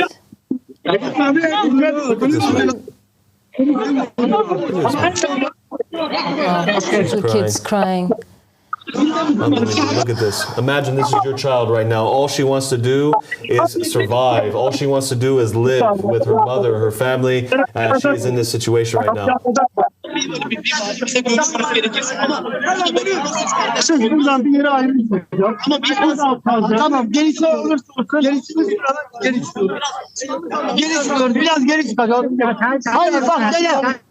Dede ama bak bir gel yatsın oğlum. Biraz açsa gaz. Gelin. The desperation in their eyes, just let us through. They have nothing to go back to. I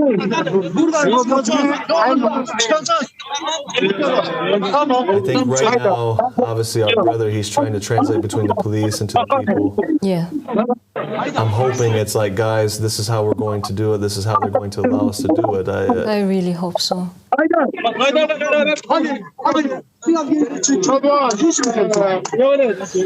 expected some bit of confusion. We expected some resistance. I mean, obviously, we didn't expect that the believers going to walk up and say, "Hey, we're oppressed, let us in," you know. But at the same time, too, it's now been about 15, 20 minutes in this kind of state of uncertainty. We don't know exactly what's happening. Unfortunately, we don't have any access on the ground to get this translated. I mean, these few moments, they put everything to test, Joe. They put Turkey to the test, they put Bulgaria to the test, they put the whole EU to the test. You know, these people, they have came full transparency. They have done everything correct. They have such a strong case. Can you read that tweet? Can you pull that tweet up from the organization? I want you to read that and understand how powerful the statement it is, because this is a massive, prominent human rights organization that made this tweet yesterday. Huge news and a huge support for these believers. Let them know what they said, because basically they're saying, like, look, you know, you guys keep saying that you wish that refugees, people who are fleeing for their lives, would take the legal steps to do so, to seek asylum, and yet here we are. Here we are taking those legal steps, supported by a large group of human rights organizations, trying to do what we can to have our freedom, to have our life.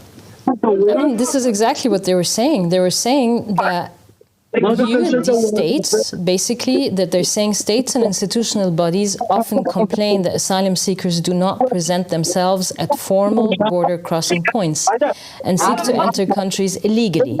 This indicates that there are legal pathways for presenting yourself at a border and asking for asylum.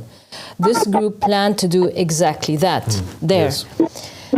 And so we urge the response of the Bulgarian authorities and Frontex to align with national, EU and international asylum and human rights law by granting them the opportunity to lodge their claim and have a full individualized assessment. They have done exactly that. Yes. We have something going on in the front. Are they being asked to sit down? They're being asked to sit down? So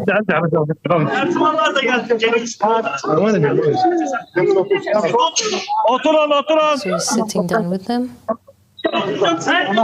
Alexander, can you hear us?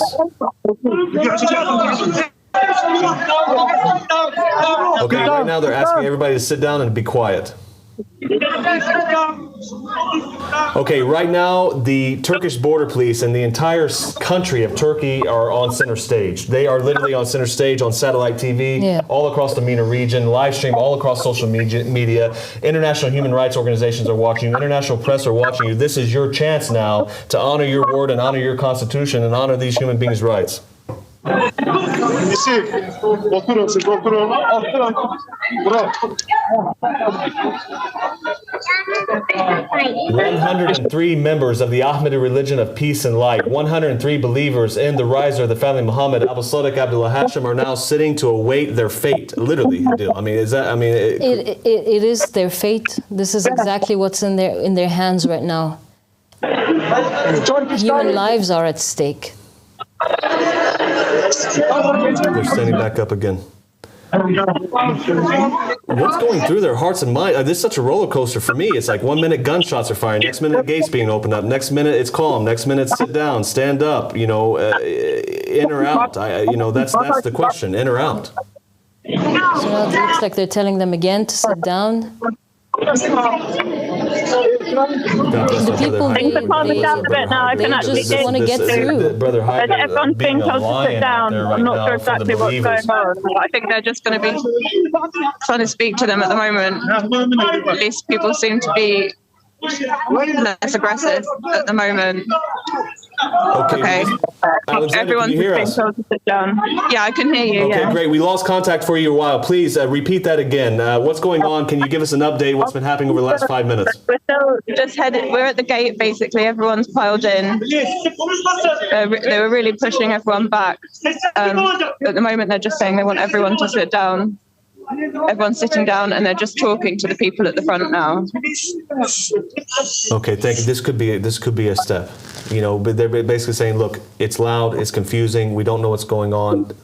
But I want to remind you, this could be very risky. I just want to remind you, right now they are inside of a cage, huddled up, sitting down, and the police are growing in force by the minute. It's like every single minute I'm seeing the police multiply by 2. And, the longer they wait here, I mean, we don't know what's happening. Is this an opportunity? The Turkish police are trying to understand what's going on and actually follow the law and do what's right? Or is this an opportunity for the Turkish police to sit there and gather all these individuals, calm them down, get them sit down while they gather more of their forces? I don't know what's going on. This is intense. Yeah.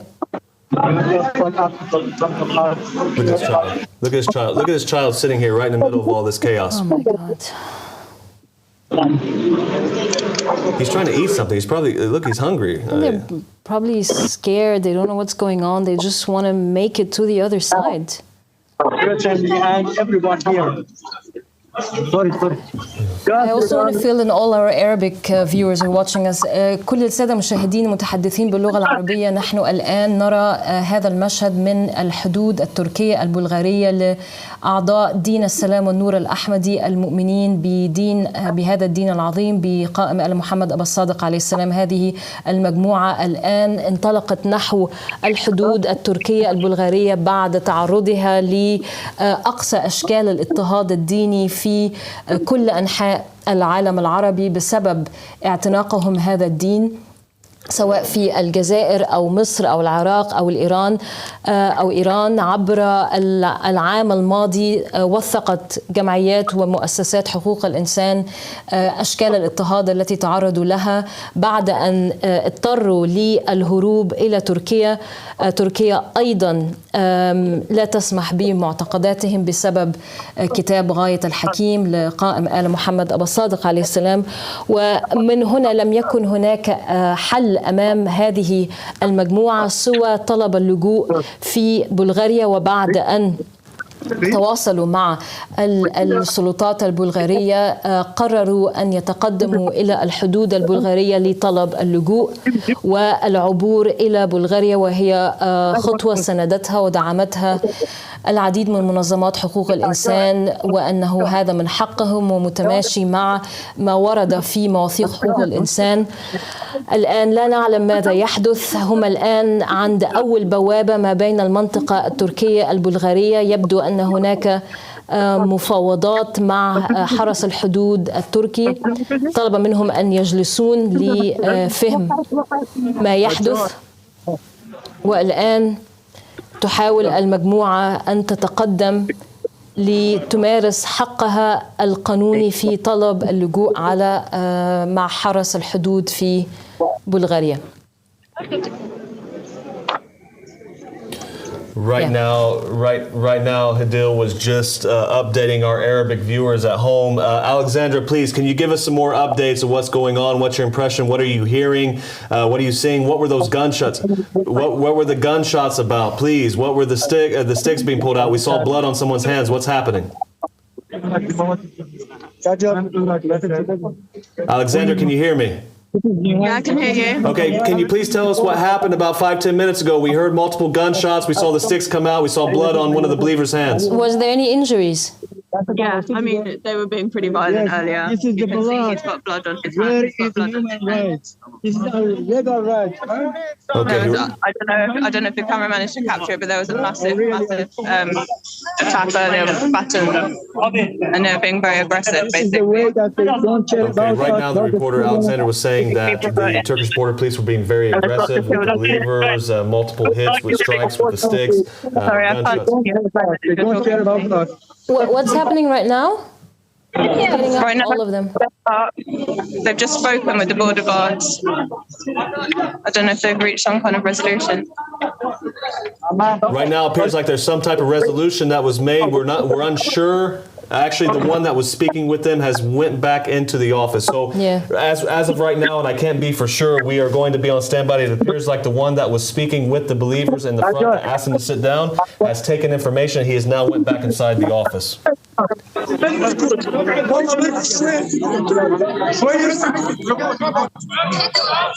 it looks like one of the believers, obviously I don't understand the language, but he's saying, look, it seems like it's like, look, calm down, 1 second. Just wait and see. Just wait.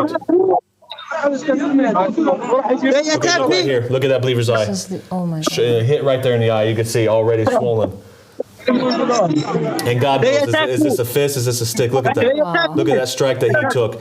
This man has been through so much already, so much violence, so much abuse, so much persecution from his family, from his government back home. He's literally fleeing for his life. It's a life or death situation for him. He's going there to exercise his legal human right by Turkish law. He went to the gate and they were immediately, well, I wouldn't say immediately, but at that first gate it got really intense and they were met with violence. You heard, Alexander, it did get very aggressive. No, for these people, it's enough. I mean, till when? Till when are they going to get beaten, cornered, harassed, targeted? For what? Here again, you see Brother Haider. He's here. He's wearing a shirt representing his belief, his loyalty to the rise of the family of Muhammad. Abu Sadiq Abdul Hashim. He is also telling the believers, guys, look, calm down, sit down, remain seated. We hope this is a good sign, and we're praying. Ask again, all the brothers and sisters at home, please, everyone, any human being, pray for these people. It seems like the border police, one of the head of the police came out, told them to sit down, calm down, took the information, went back inside the office. And I'm feeling that same energy from the believers. They're saying, guys, look, wait, be calm, sit here, wait. Looks like some water is being passed around. Yeah, God knows how the women and children here don't know what's going on. How is this going to unfold? But we know for a fact that these people have no other way to go. And the only way they are planning to go is forward. These people. Okay, right now, I just want to remind all the viewers who are tuning in, all of those who are live via our satellite in the MENA region, broadcasting over 57 million homes, all those via our social media, YouTube, TikTok, Facebook, on our events page. Right now, you are witnessing one of the most historic events I've ever seen in my lifetime. 103 3 members of the Ahmadi religion of peace and light, believers in the riser of the family Muhammad, the Khan, Abu Sadiq, Abdullah Hashim, all at the Turkish border seeking their right for freedom, their right to life, as they have fled their respective countries from Algeria, Iraq, Iran, Egypt, Malaysia, Thailand, Azerbaijan, and more, all trying to get to safety. This is life or death for these individuals. We want everyone to understand this. There is nowhere to go back to, no home. They have had their homes taken from them. They have had their children taken from them, some of them. Some of them have had their businesses stripped from them. Some of them have had their human rights, their rights to citizenship in their country stripped from them. Some of them have been imprisoned and just got out. Some of them are awaiting sentences to go back to prison. Some of them have been threatened with death. Some of them have had militias shoot up their homes simply because of their belief in this book. That's their only crime, Hadil. And now they have all gathered at the Turkish border seeking their God-given and their legal right, according to Turkish law, asylum to cross into Bulgaria, and all of this has been backed by human rights organizations. I mean, these people literally have in their home countries states issuing religious decrees saying that they should be killed. These people have scholars in their home countries going on national TV saying that they should be killed. These people go to police stations to asking for protection. Police turns them back and says, "You're a disbeliever, you should be killed." These are people where their own family members take them and drag them and throw them into mental institutions. These people have nowhere else to go. These people have an absolute right to continue to proceed to claim for their right to asylum. And this is exactly what they have done. Every single man, woman, and child, and there is elderly, there are people with health issues, there are children here, as young as infants, are all doing the right thing. And they have been doing the right legal thing from the very beginning. They have been following step by step. They have no other choice. We were mentioning cases, horrific, tragic cases yesterday, where people would have their homes shot up. They would go to the police station seeking protection, and the police are saying, look, you know, it's actually because you're an apostate of Islam, because you believe in this book, the gospel, the goal of the wise, because you have this in your possession, you should have been killed. We wish you would have been killed. And in fact, we should execute you right now. This is what we're talking about. This is how extreme these cases are. Cases in Algeria where members were imprisoned for 1 year. They had to serve 5 months in prison. And the judge who's supposed to be upholding the law of Algeria, and you can go into this a little bit, where the practice of religious belief is there in Constitution. It's just it's a facade. The judge goes up on the stand and starts acting like some religious sheikh and marja, lecturing them, telling them that actually you're an apostate of the religion, you have no rights, and threatening them and threatening their women. It looks like there's something going on. Let's just see. They're still talking. It looks like most of the look. See his head. See his head on top of his head right there on the right side. Yeah. Look at that large mark on top of that believer's head on the front left of the screen. And also want to keep in mind, for those of you who are just turning in live all across social media, they had reached the Turkish border and they got to the first gate. It seemed like it had calmed down. The police had actually separated to the side. They were escorting them to the gate. It was calm for a moment, and then all of a sudden some violence broke out. The reporter on the ground, Alexander, said they were very aggressive, and men were being hit with fists, hit with large sticks. We heard gunshots. Women and children started screaming, and then all of a sudden multiple gunshots went off. It was pandemonium. I had no idea what was going on. And then it just stopped. They opened the gate, and then now we're here in this kind of holding area where we're at right now on this Turkish border between Turkey and Bulgaria. This is the center that they should be processed at legally and allowed through to what they call this neutral zone, this road between Turkey and Bulgaria to reach the Bulgarian border.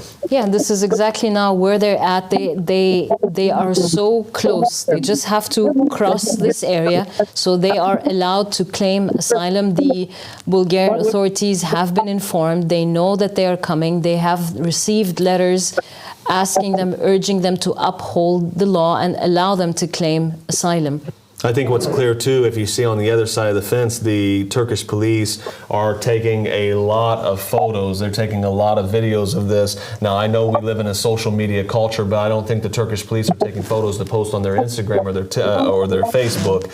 It's very clear that this is a mass operation. Every minute we are seeing tens of police starting to show up. So it's clear ever since they've been sitting inside of this area that they've been beefing up their presence around these believers. So I think it begs the question, we are praying and we are hoping, we are expecting good. We are expecting the Turkish police on the international stage, understanding that you are currently being live streamed on satellite TV. You are currently being live streamed over Facebook and on TikTok and on YouTube. And all of you who are watching right now, I'm telling you, there is nothing more important in this life than for you to make sure as many people as possible see this, and for you to contact your media outlets, to contact organizations. And I want to remind the Turkish authorities and remind the Bulgarian authorities that there are multiple huge prominent organizations that have their eyes on you right now. The international community are watching you right now to see how you handle this and to see if you're going to uphold your words as per the European Court of Law and allow these human beings the right to life.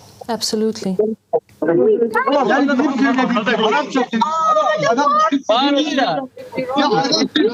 This is the roller coaster. 1 minute is calm. Next minute it starts getting, you feel it gets a bit tense again.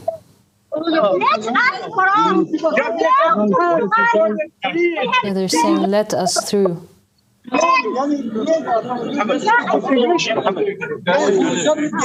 at them, so brave, so courageous. After all the persecution that they faced over that star. They're standing. What's your problem?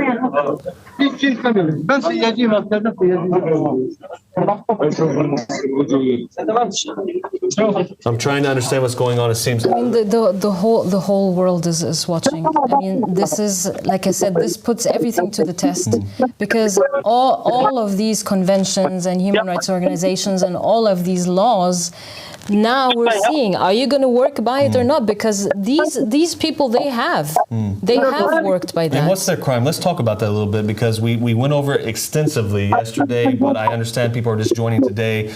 What is their crime? What have they done wrong? I mean, we keep saying it's just because of their belief in this gospel. It's because of their belief in the riser, Abu Sadiq Abdullah Hashim. What does that mean? What are some of the tenets of this faith that is causing such chaos and to have these lives ripped away from them?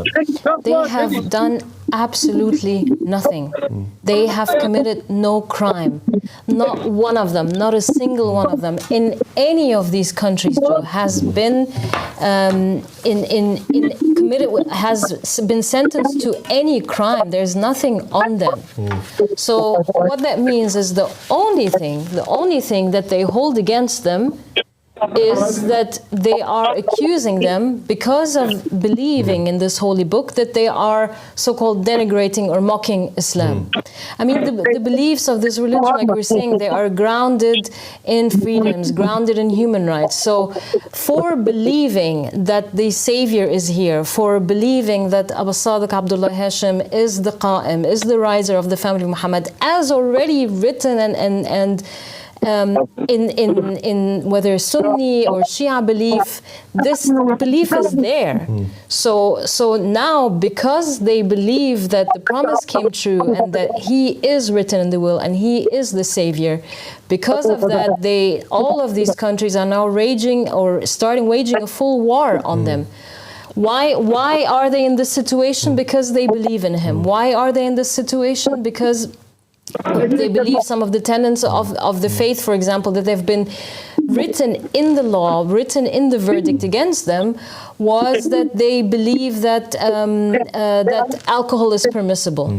The consumption of alcohol is permissible in many of the Islamic countries. People would get flogged if they're seen drinking alcohol. The tenets of the faith includes the permissibility of drinking alcohol. Not telling you go drink all the time. It's just saying, look, it's permissible. Women are not forced to wear the headscarf. It's mandatory. It's not mandatory. It's left to the personal choice. So again, even though in Muslim countries, Just quickly for the Arabic speakers, بالنسبة للسادة المشاهدين باللغة العربية، نحن الآن أمام مشهد في الحدود التركية البلغارية مع 103 عضو من أعضاء دين السلام والنور الأحمدي، أقلية دينية تعرضت لكافة أشكال التمييز والعنف والسجن والاضطهاد في بلدان عديدة في العالم العربي. وكانت هناك منظمات حقوق الإنسان تكلمت عن قضيتهم. هم الآن على الحدود التركية البلغارية يطلبون اللجوء إلى بلغاريا عملا بحقهم في حرية الرأي، حرية التعبير، حرية المعتقد، وحقهم في طلب اللجوء.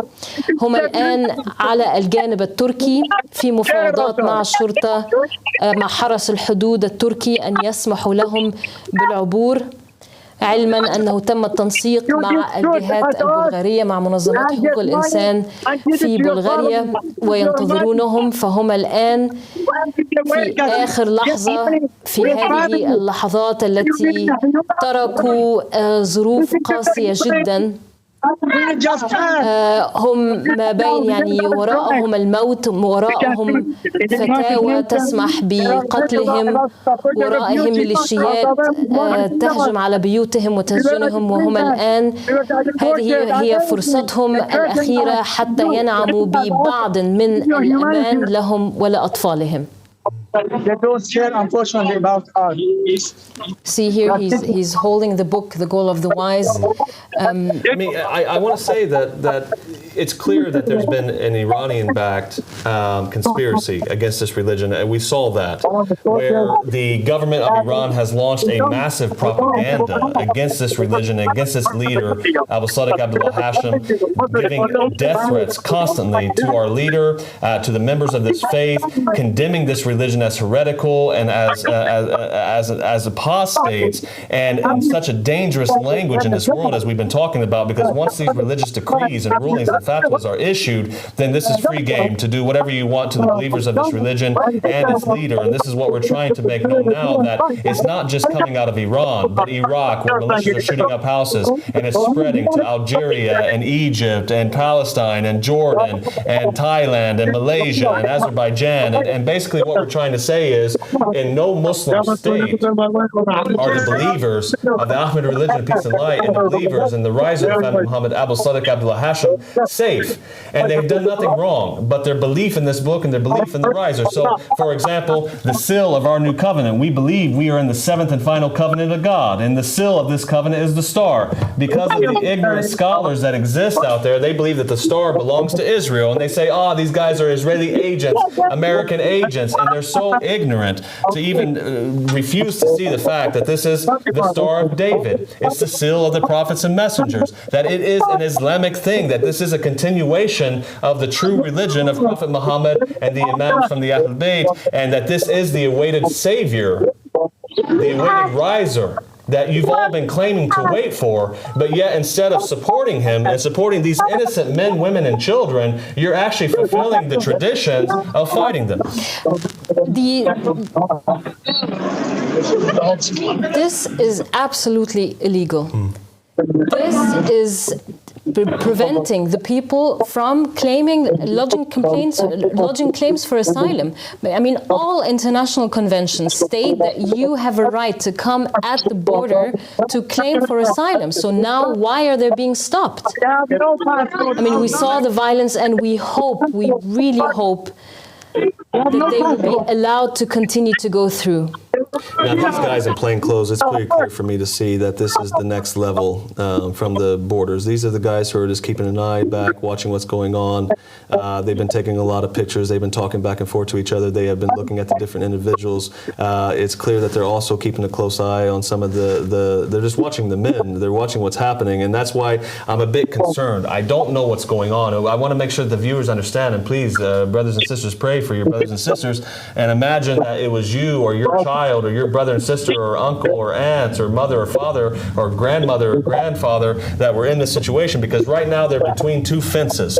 I think that's exactly what's happening right now. They're between two fences, between Turkey and Bulgaria. Now, Turkey should, by legal, by just God-given human right, allow them to go through, because they've done their due diligence. They've been supported by the organizations. They're exercising their right to freely walk up to the border and plead their case and their right for asylum to flee for safety. Why? Because their life is in danger. We've already proven that case. You can go back to yesterday, go back to today, go to our Facebook events page, Humanity Before Borders. Look at all the cases. They have no life. It's done. Life or death. I mentioned yesterday, and I want to reiterate again, they're not going to leave. This is, I told you, this would be a humanitarian crisis at the border. They're not going to go home. You might as well line them up and execute them, because that's more merciful than what they would face going back to Iran, Iraq, and Algeria. I really think at this stage, everybody who's watching, I mean, they should really get the whole world to have their eyes on this situation right now, because this is really a catastrophe unfolding. These people have done nothing wrong. They are within their right. They're exercising their right. There is no grounds to refuse them entry. This looks friendlier. I hope so. They just sent out 3 or 4 more people, but with different vests, and they seem like they're coming out with a calm tone. I'm hoping it's to say we're going to organize and let you guys through, and not that you guys have to leave. I'm not sure if we're able to get Alexandra to tell us a little bit on what's happening. Update what's happening, please?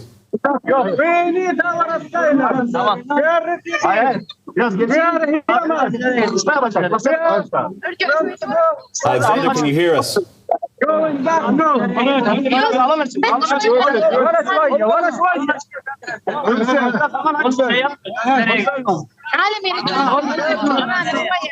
Alexandra, can you hear us? I don't like this. Are they pushing them back? It seems like there's more people coming out of that. More people are flooding to the door. I don't get a good feeling about this. At first, I saw a couple older gentlemen in different vests come out, but now more men, plainclothes men, have actually followed up behind them, and it seems like they've created a wall. And I got the impression, I felt like they were pushing them back a couple feet. They attacked me. They attacked me. See? Look. They attacked me. Look at that. This is unbelievable. What else do they have to go through? Right now, men have been hit in the face. They have been hit on top of the head. They attacked me.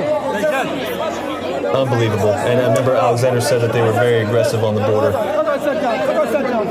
They pulled out sticks. They pulled out massive batons. They were hitting the believers. They were hitting them, kicking them. Multiple gunshots rang out earlier, about 20, 30 minutes ago. Right now, we want to go back to live. I don't know if this is live footage or this is a recording. I think they're going over some of the...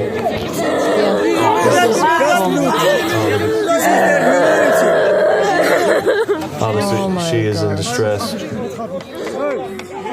This is unbelievable. Look at this. Unbelievable. Men, women, and children being pushed around, women being hit, women being struck. This is a member of the Alexander trying to comfort her in some way, trying to figure out what's going on. With us, there are children, women. Oh my God. You hear him, there are children, there are women with us. Look at this. Look at this. No, this has to stop. This has to stop. Enough is enough. Turkey is on center stage right now. Turkey and the border police right now are on center stage. Still waiting here. We're back to live footage. So now, yeah, see, it looks like there's more people coming out. It appears there are many more people piling in and through this door, and as you can see, there's a group inside. If you were going to let them through, why would you crowd the area like that? Why would you crowd the front? So I really urge everybody who's watching to have the whole world hear about it. I don't get a good feeling about this. I don't get a good feeling about this guy in the black shirt here. I'm hearing screaming. They're pushing. This is not good. This is not good. I'm hearing screaming. It looks like they're trying to push the believers back. I'm hearing screaming in the background. I'm seeing some of the believers make their way through. What's going on? They're pushing them back. Pushing them. Oh my God. Look, the way they're positioning themselves. This is what's happening right now. Right now, you are watching live. Every one of you, please contact your authorities, contact any media outlets, any human rights organizations. Spread this all over social media. What you're watching right now are a bunch of Turkish border police not allowing 103 free people, innocent people who are trying to get through the border to Bulgaria, where there are human rights organizations and international press waiting for them on the other side, trying to seek safety because they have nowhere else to go to. They have no life to go to, and the Turkish police, at least at this moment, seem like they are denying that right. They are flooding the gates with multiple people, and they are pushing the believers back right now. This is outrageous. This is outrageous. Look how they're pushing them back. Look at this guy, they were smiling. Innocent men, women, and children, an absolute violation of any human rights law. It's safe to say any human rights watching this right now, any of the international press that have been supporting us, that are watching us, that are writing us, telling us to keep them keep them updated. This is the update. Right now on the border, there's a humanitarian crisis unfolding. The Turkish border police are not letting the believers through that gate. This is the gate to the neutral zone between Turkey and Bulgaria. They are not allowing them to come through. Please use your network, use whatever sources, whatever contact you have. Let the people know that this is unfolding. Get this on international press. The Turkish border police refuse to let them in, and right now they are forcibly pushing them back. As soon as I saw that guy in the black shirt, I knew this was happening. This is the so-called illegal pushbacks. This is what every organization, everybody has been talking about. We are seeing it on live TV in front of the whole world. The Turkish authorities are pushing back, are violating, are cracking down on a religious minority that have seen all forms of persecution all over the Muslim world. Dear brothers and sisters, please, I need to remind you how serious this is. Please pray for your brothers and sisters. I need you to understand that these believers are not leaving. They're not going to go back. They don't have anything else to go back to. And now you can see on the faces of these Turkish border police, they are not going to stop pushing them back. And are we going to see the same reaction on the first gate, where all of a sudden they started pulling out sticks, started hitting the believers, and started firing gunshots? Look, somebody's on the ground. Somebody's on the ground. This is insane. Men, women, children, elderly, people with health conditions. These are innocent people just seeking their human rights. Look how much people have gathered now. Look at this. Look this how is crazy. look, there's a child. There's a child. Right now they're chanting Ahmed Hassan. Look at that. Look at this faith. Look at this courage. Look at how many people have gathered around now. Look at all the border police. Look at all the police. Look at this. Look how dangerous it's getting. Look how violent it's getting now. How aggressive. It has escalated tremendously.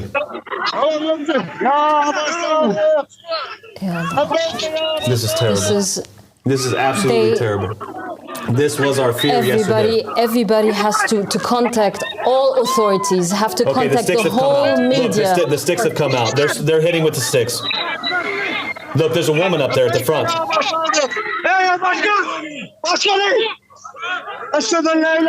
Please, everyone watching this, share this with everyone you can. Contact everyone you can. Contact your embassies. Contact your media outlets. Contact independent journalists. Contact bloggers. Contact YouTubers. Contact TikTokers. Contact anyone that you can to let them know what's going on at the Turkish and Bulgarian border. There are 103 members of this religion who have done nothing wrong, who have left multiple Muslim-backed states because of their threat of life, because of their belief just in this gospel.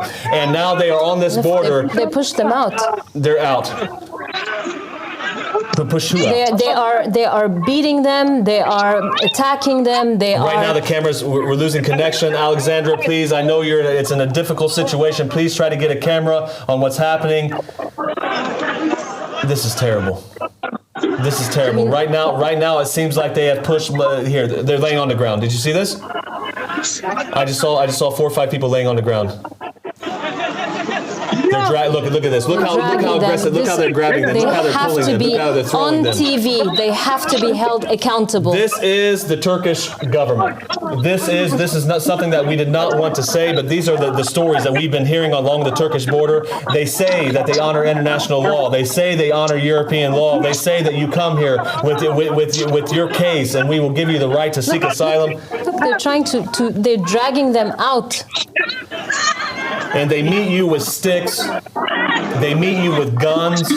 They meet you with harsh smiles. Look at this evil, aggressive smiles that they had on their faces as they were pushing the men, women, and children back. And now they are forcibly throwing the men, women, and children on the ground, and so arrogantly throwing up their only belongings to their life, their life belongings, and just tossing it out on the ground. This is unbelievable. Outrageous. People who they haven't done anything. They are unarmed. They are peaceful. They come with their women and children and they say, grant us a right to live. And with this, met with such violence, breaking all laws. It looks like we lost connection. I want everyone to understand that if this leads to the Turkish border police taking them to some type of detention center and deporting them back to their countries, this leads to their imminent death, their imminent imprisonment, their imminent torture, their imminent homelessness. They're imminent, everything bad that you can imagine. These people have nothing to go back to. They have lost their homes. They have lost their families. They have lost their right to exist in their country. They have lost their right for life. What do they do? Where do they go? Hadil, please explain to them what's going to happen to them. If these people get deported, this is it. We are seeing it will be a genocide of members of this faith, because it's not just going to be them. If these people are not granted their right to cross, you will see across the whole region a systematic killing and murder and attacking of these group of people everywhere, and we will not be silent. Everybody who's watching this have to immediately contact your embassies, contact the Turkish authorities, hold them accountable for live on TV, violation of human rights, active hitting, beating of men, women, and children. This is absolutely unacceptable. We are going to take a quick break. We will be back. I want to give one final update so you understand what's going on. Right now, there are currently 103 members of the Ahmadi religion of peace and light. I think it's safe to say now, Hadil, are detained, are being held now at the border, not allowed to go through to the Bulgarian state. We actually just received a report that, yes, they are all under arrest right now. It's been confirmed by the press on the ground. 103 members of the Ahmadi religion, peace and light, have been arrested at the Turkish border, have done no crime other than exercising their human right to go to the border and plead for their case for asylum, to flee because of their safety. This is an absolute crime. It's a tragedy. We encourage all of you watching right now, live on our social media platforms, live on our satellite channel all around the MENA region, all of the human rights organizations that are watching and supporting us, all of the international press that have been contacting us, asking us for updates to spread the story. Now is the time to release this update. They have been arrested. They have not been allowed to cross. They have been beaten with sticks. They were fired on. Live shots were fired in the air. Men, women, and children, elderly, people with health conditions. This is an absolute crime. We are going to take a short break and we will be back. Do not leave. Stay tuned.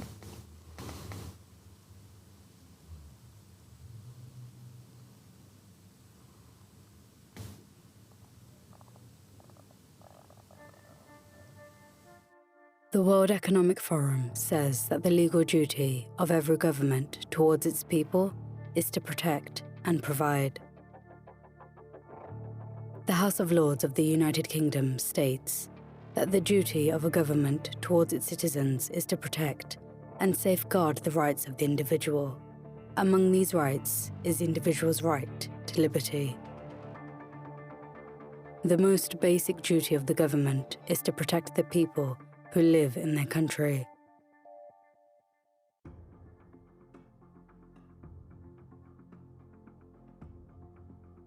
But for the believers in Imam al-Mahdi that live in Algeria, this unfortunately was not the case. They were not criminals. They were not doing any illegal activity. They did nothing that made how they were dealt with okay. On the 2nd of April 2022, believers in the Ahmadi religion of peace and light were summoned to the police for questioning. There was no crime that they had committed. It was simply because of their belief in the religion. The believers in Algeria consist of a group of men, women, and children. As law-abiding citizens of Algeria, their shock grew when the questioning turned to an actual police raid, leading to the arrest of 3 of their members. none of whom had any criminal record. They broke in, terrorizing the people living in the house, including one old woman and children.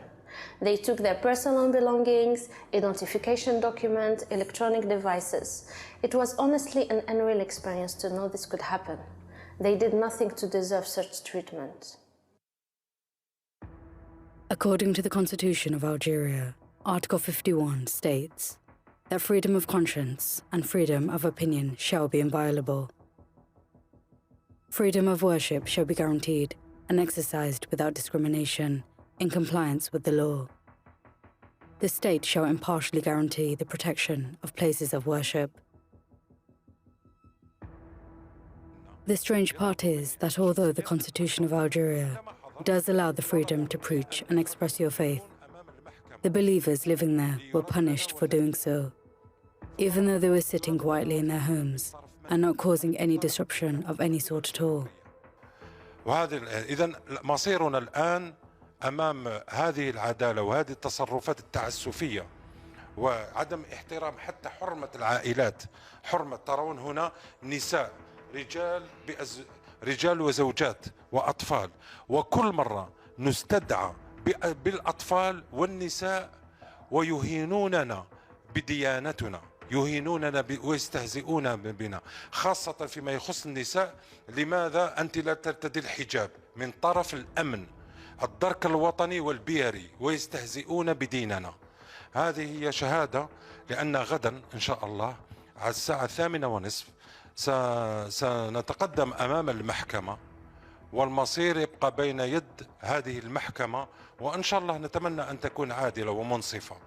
نطلب فقط أين حقوقنا في الاعتقاد بالدين، أن نؤمن بما نريد ليس بما يريدون هما. هاوليك سؤالنا، هذه شهادة، وإن شاء الله واحد بواحد يشهد أن ما قلته هذا محل لكي لا نطول عليكم. These innocent men and women were called to the court in Bajaya. 3 of these men were arrested. Their heads were shaved, and they were subjected to inhumane treatment in the prison cells of Algeria. The indecent treatment of these innocent men, who were arrested and detained before receiving a fair trial, led to Redouane Foufa suffering from a heart attack and no medical support.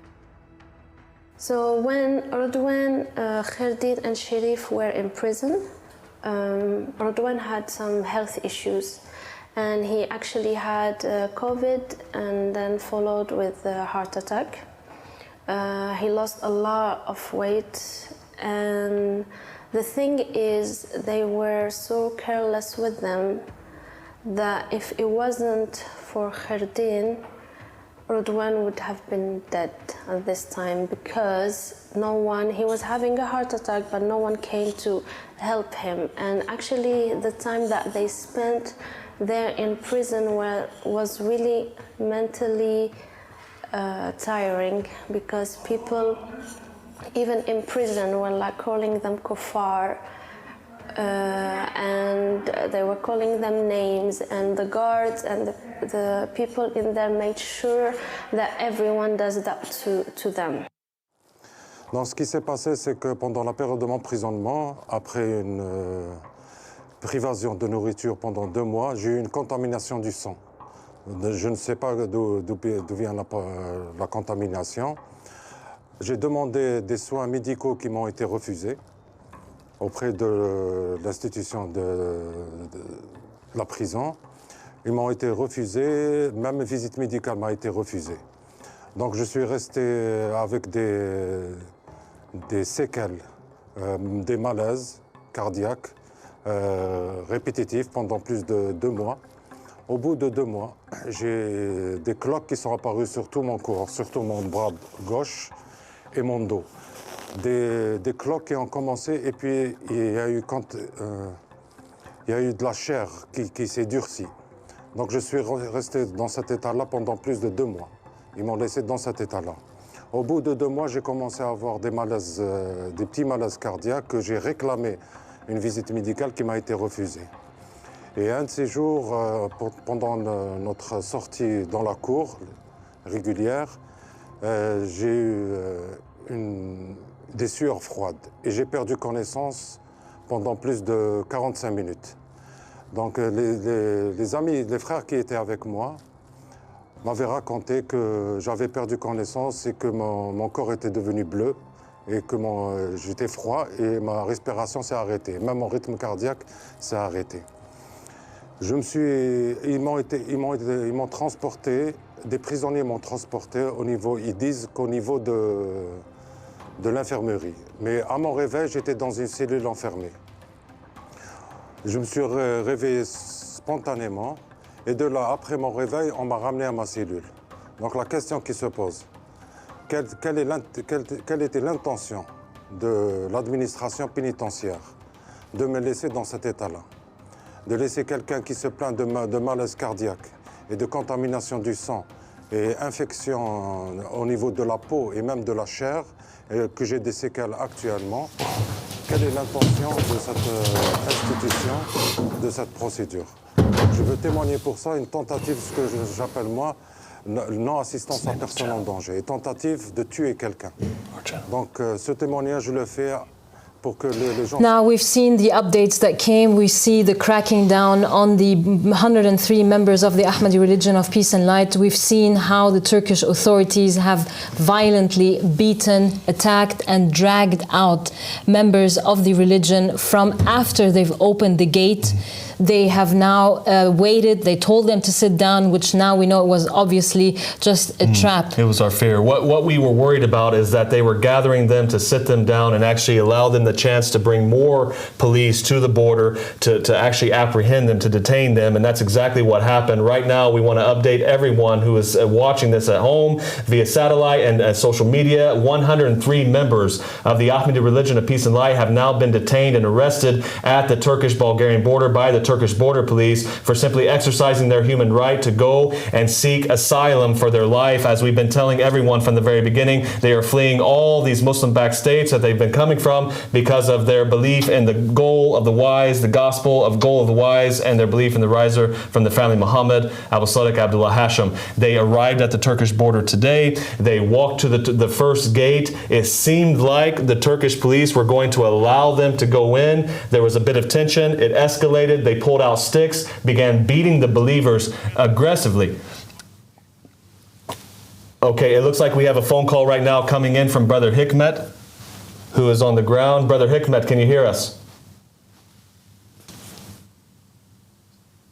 It looks like we're trying to connect to Brother Hikmet. Brother Hikmet, can you hear us?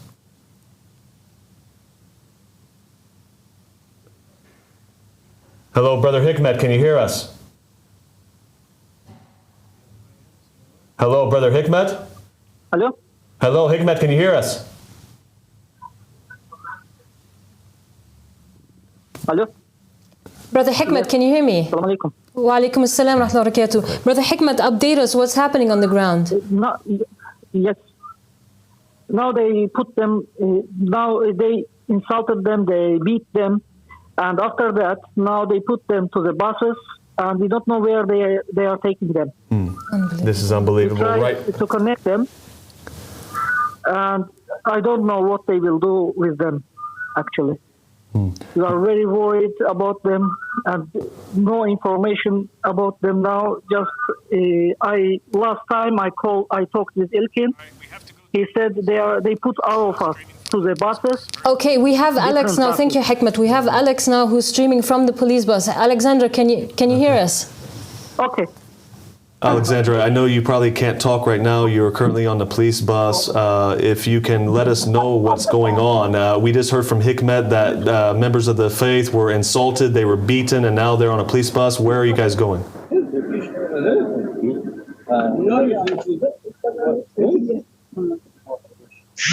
They just took someone to the bus and arrested him, and they're like attacking him as well. How are they attacking them? Alexandra? I can't see, it's behind the door, but it's just it looks like they're basically forcing them in. Okay, right now you clearly see that they're on the bus. She's saying that they're being attacked, and members of the faith are being attacked on the bus. She can't talk much, obviously. She's concerned that the police are going to see her recording. And they just forced him into the van, and it looked like he fell off it, and they just like...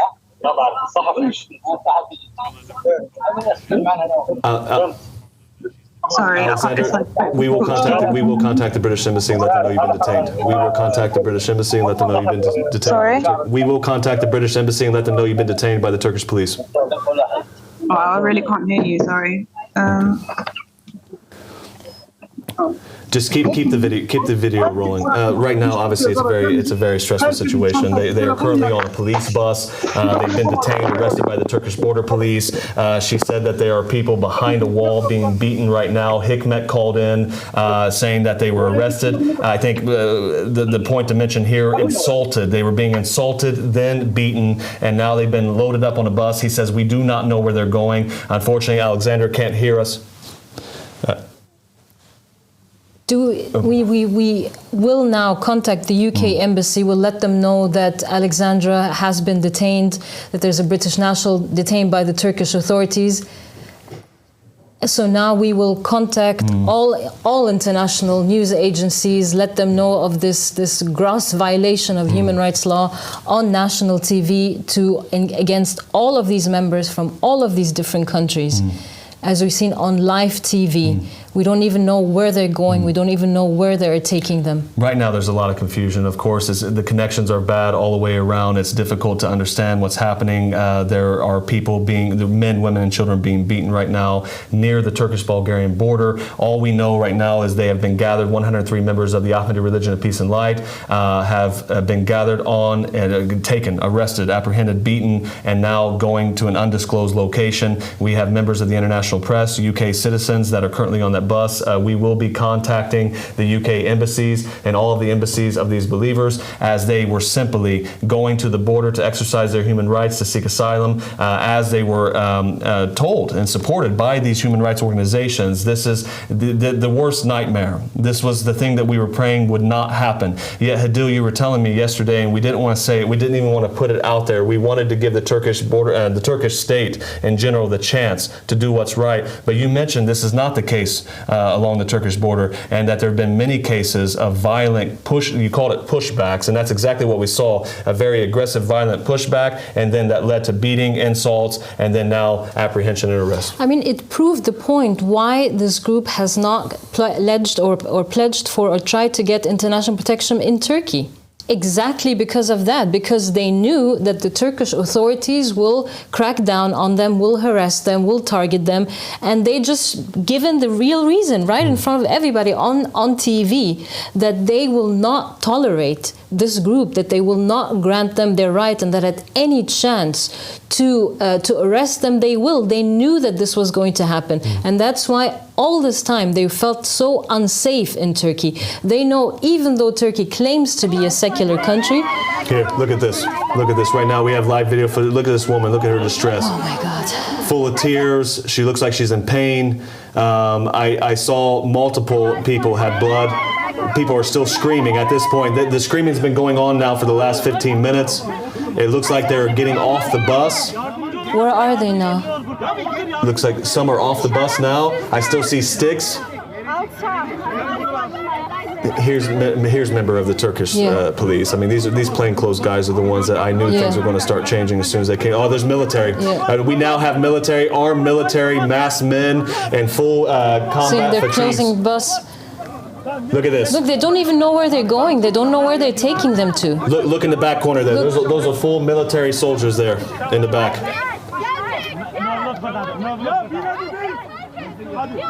It looks like they're separating them. There's Hyder's trying to make them explain what's happening.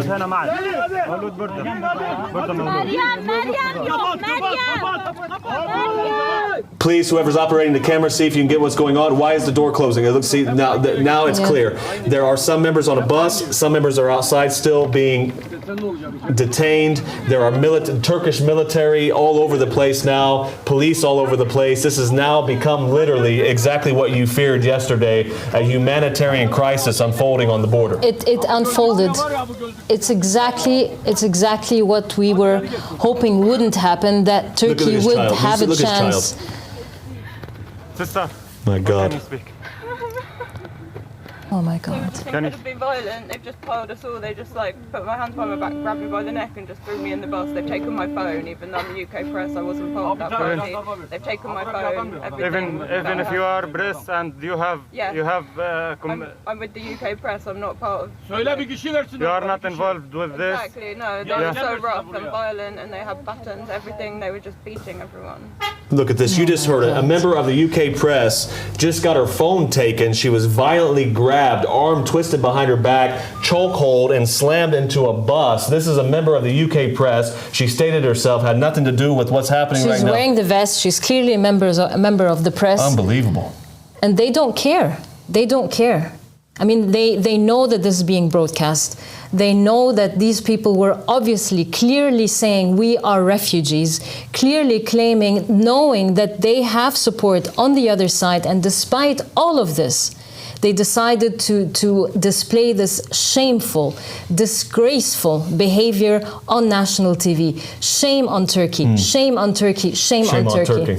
Absolutely. This is unbelievable. I wonder if they know that human rights organizations all over the world are watching them. I wonder if they know that what just took place was live streamed on satellite TV to over 57 million homes all over the MENA region. I wonder if they know that what happened right now just live streamed all over social media. And I wonder if they know that what's going to take place will not go down quietly. This is not going to happen. What's going to happen over the period of this next days, weeks, until these people are released and they get to have their God-given right for freedom and safety is constant attention to what just happened. And what just happened was Turkey refusing to honor what they themselves have in the Constitution is the right for people to seek asylum. I want to update all of you who are just now tuning in.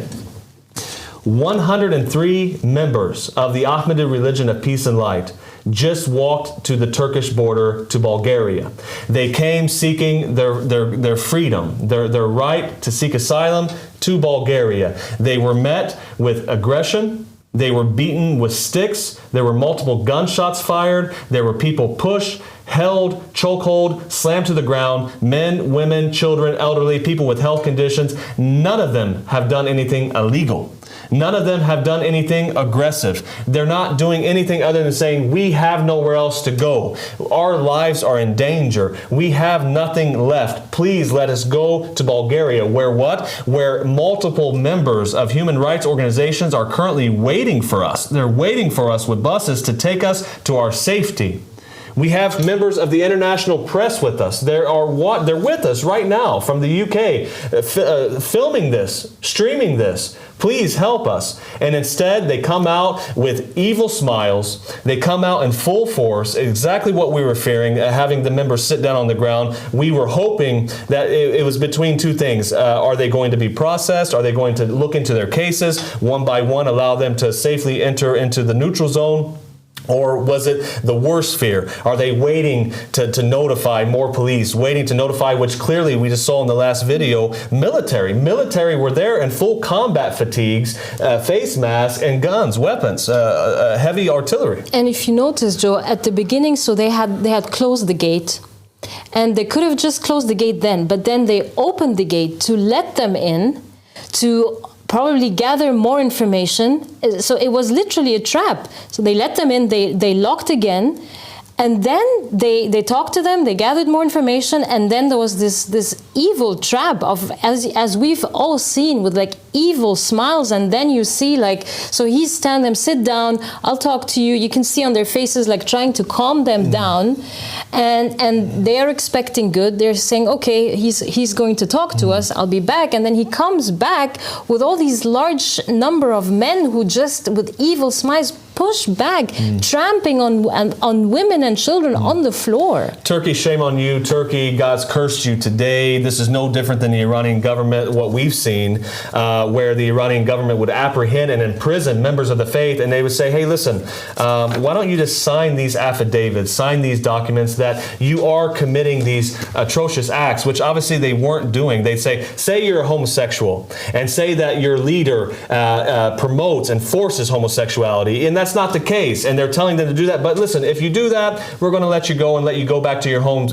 peacefully and safely. But that's not what they're going to do. They're smiling at you, like you said. Once you sign that paper, what does that mean? You're testifying that you're doing something that you're not. And what is their sentence in Iran? Death. And that's exactly what Turkey just did today. They come in, they say, okay, what's going on here? Please sit down. We want to understand. It's okay. We're here to help you. Just please calm down. Everybody sit down. Come in this little cage. Let us understand from you what's happening. And then once they gathered the intel, like you were saying, then they came in with their forces. It was clear when we saw the plainclothes guys walk in. As soon as I saw the guy in the black shirt, I knew what was happening. They started beefing up, gathering up, and they just started pushing. Here, we got live footage again.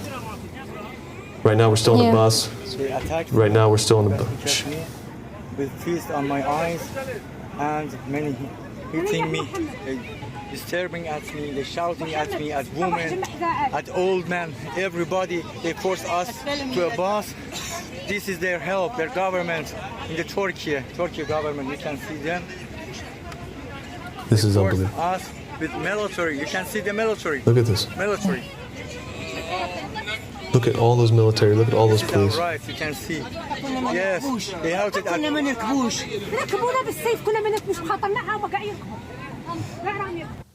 Unbelievable. Oh just a glimpse of what's happening. My God, did you see the number of police and military there? This is exactly what you said. This is a humanitarian crisis. Multiple military personnel, hundreds of police now, men and women being pushed, hidden, beaten, insulted, thrown into big mass buses, not to go to their freedom, to go to they don't know. None of them right now, it's clear, none of them right now have any idea of what's about ready to happen to them, but it's not going to Bulgaria. That's what's clear to us. They have been arrested, and we don't know what happens because do they stay in Turkey? What happens at this point? Do they stay in Turkey? Are they deported back to their countries? How does this work? I mean, this is the worst nightmare, that Turkey would now deport them back. This is the whole reason why this group has made that step. This was their fear every single night, that they would be arrested and deported back to their home countries, and deported, taken back to what? Taken back to executions, to death threats, to militias, literally militias forming gangs waiting for them. I mean, these people escaped horrific conditions. Some of them are facing court sentences, court hearings right now, yes, some of them go back to prison. Some of them have family members in prison. So some of them have just barely escaped and made it before being taken to court and put in trial and sentenced, like in the situation in Iran, a trial by the clergy. What do you expect? How would they try them for the holy book, the Goal of the Wise? We're not talking about fines. We're not talking about probation. We're not talking about a couple months in prison. These people could very well be facing death sentences, execution, and they're being mocked by Algerian police and court judges in the court system, saying you should actually be executed. They're being told by Iraqi police after they've had their houses shot up by militias, you know what, we wish it would have happened because you are a believer in this gospel, because you are a believer in the riser from the family Muhammad Abu Sadiq Abdullah Hashim, you are an apostate to our version of Islam, and you deserve to die. You deserve to have your family ripped from you. You deserve to have your wife divorced from you. You deserve to have your money stolen from you. You deserve to have your house taken from you. You deserve to have your human rights stripped away from you. And then, after we do all of that, you deserve to die. We deserve to kill you and cut your head off. This, today, really what happened, it proved everything that was already said about Turkey. So Turkey claims to be a secular country. They claim to be respecting human rights law and religious freedom. And here you saw right in front of you. Turkey, there have been such an incredible amount of reports saying how Turkey is cracking down on religious minorities, how Turkey is such a horrible place for any freedom of expression. I mean, we saw the president, Erdogan himself, coming out and saying that he should rip out tongues of people for criticizing Islamic figures. I mean, this is the same guy who went and who had like such strong ties with the Muslim Brotherhood. This is the same country that has such a been cracking down on all freedoms and all human rights. So now they had the chance to take a correct stance, but it was absolutely shameful that they have in such an obvious way, again on TV, acted against a group that was not armed, that was peaceful, that was very transparent and open about why they're there, acting with such violence. And of course we will not be silent. No. Our members will not be silent. Everybody who's watching will not be silent, and Turkey will be held accountable in human rights courts against this action that they have displayed now with such violence in front of the whole world. Yes. We have a phone call, Hussein from Iraq. Salam alaikum. عليكم السلام حبيبتي شلونك؟ الحمد لله. أهلا بيكي حسين، تفضلي. حبيبتي الله يخليك. الحمد لله احنا فرحنا طبعا لان ابو الصادق وياهم ان شاء الله وما ينضرون بحق محمد وآل محمد، بحق ابو الصادق وهم وقائم آل محمد. نعم. ان شاء الله حبيبتي. والله انا شفت المناظر، يعني اكو ناس يعني ما ادري ليش شنو المشكله، يعني مو منظمه مو صحفيين مرافقين لهم، شنو المشكله يعني؟ نعم. اللي يخليهم اشوف يعني بصعوبه. اكو ناس راحت، اكو ناس تبحثرت الحاجات مالت. انا ادري هاي المنظمات اكو شغلات صح يدعون الانسانيه في بعض الاحيان، بعض الاحيان يظهرون عكس ما هم مدعين. نعم. يعني شنو المشكله؟ احنا هسه تحكون انتم باللغه الانجليزيه، اكو ناس تريد تفتهم. يعني اريد منك من فضلك يعني حبيبتي بان تحكون قسم، يعني تحكين بالفهمين العالم، لان العالم دا تستفسر شنو المشكله، شنو المعوقات يعني دا تشوفوها لجماعتنا، شنو الاضرار اللي صارت وياهم. نعم نعم. يا هو رب ندعي لهم ان شاء الله. تسلمي. ان شاء الله يا ربي بالوصول، والله يستر عليهم ويسهل عليهم العسير الصعب بحق محمد وآل محمد. ويجمعنا وياهم هناك يا ربي، ذولا اللي جاهدوا ويا الامام، اللي هم رسل الامام. الله يوفقهم والله ييسر اموركم. الله يوفقك حبيبتي والاخ اللي يمك بجنبك يا ربي، ونشكر جهودكم. دنيش احنا على مظلوميتهم. شكرا حسين، ادعوا لهم. امر قائم آل محمد واضح كوضوح الشمس. نعم. وما عليه غبار. ان شاء الله الناس تدخل، والله العظيم الناس ترى متعطشه للدخول ويا الامام، بس اكو ناس من تمنع، اكو ناس حجره عثره امامهم. اختي حبيبتي ان شاء الله، ان شاء الله بحق محمد وآل محمد، ان شاء الله قام آل محمد قربت دخوله، قرب الفتح ان شاء الله. صاحب مصر قرب الفتح ان شاء الله، وقامت دولة العدل الالهي رغم انه في الظالمين والمغتصبين واللي مغتصبين حق محمد وآل محمد. والارض يرثها عباده الصالحين، هم الابرار اللي جاهدوا، اللي صدقوا قضيه دين السلام والنور الاحمدي، اللي هو جاي رحمه للعالمين، جاي يخلص النساء من ظلمهم، جاي يخلص الناس من الجوع، جاي يرفع الفقر. والله العظيم قضيتنا قضيه حق، وحق الحق، وحق ابو الصادق، وحق دين محمد كليته والاديان كلها. صحيح. احنا قضيتنا خير، وما حد يقدر يوقف بوجهنا، لان احنا ماشيين على الحق. الحق مر ثقيل حبيبتي، من الحق مر ثقيل صعب يعني يدخلون عليه، بس اللي بقلبهم نور اللي جابون المغتصبين حبيبتي ان شاء الله وياهم. بس اريد اسال سؤال. اتفضلي. شنو اللي تعرضوا له؟ شنو اللي منعوا؟ حاضر، انا يعني هلخص الان باللغه العربيه، فان شاء الله ابقي متابعه معنا اختي حسين، وهلخص الان الوضع باللغه العربيه. ابقي معنا ان شاء الله. شكرا ليكي يا حبيبتي، انا اشكرك. شكرا ليكي حسين. ان شاء الله يا رب النصر قريب يا رب ان شاء الله. شكرا ليكي حسين.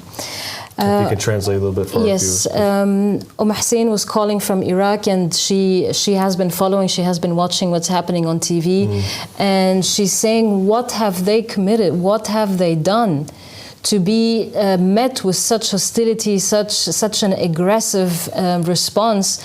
And we've seen that they have came in very peacefully, the group of people. So why have they been attacked like this? Why have they been beaten like this? And she said all that this group has done is believing in the rise of the family of Muhammad, believing in the Qa'im. And she said our call is true. And they cannot handle it, they cannot accept it. Our religion calls for humanity, it calls for eradication of poverty, it calls for the rights of men, women and children, for a life of freedom, equality and human rights for everyone. And this is what the Qa'im, what the riser of the family of Muhammad will bring to the people. And that is why they're fighting them. This is why they're fighting this religion.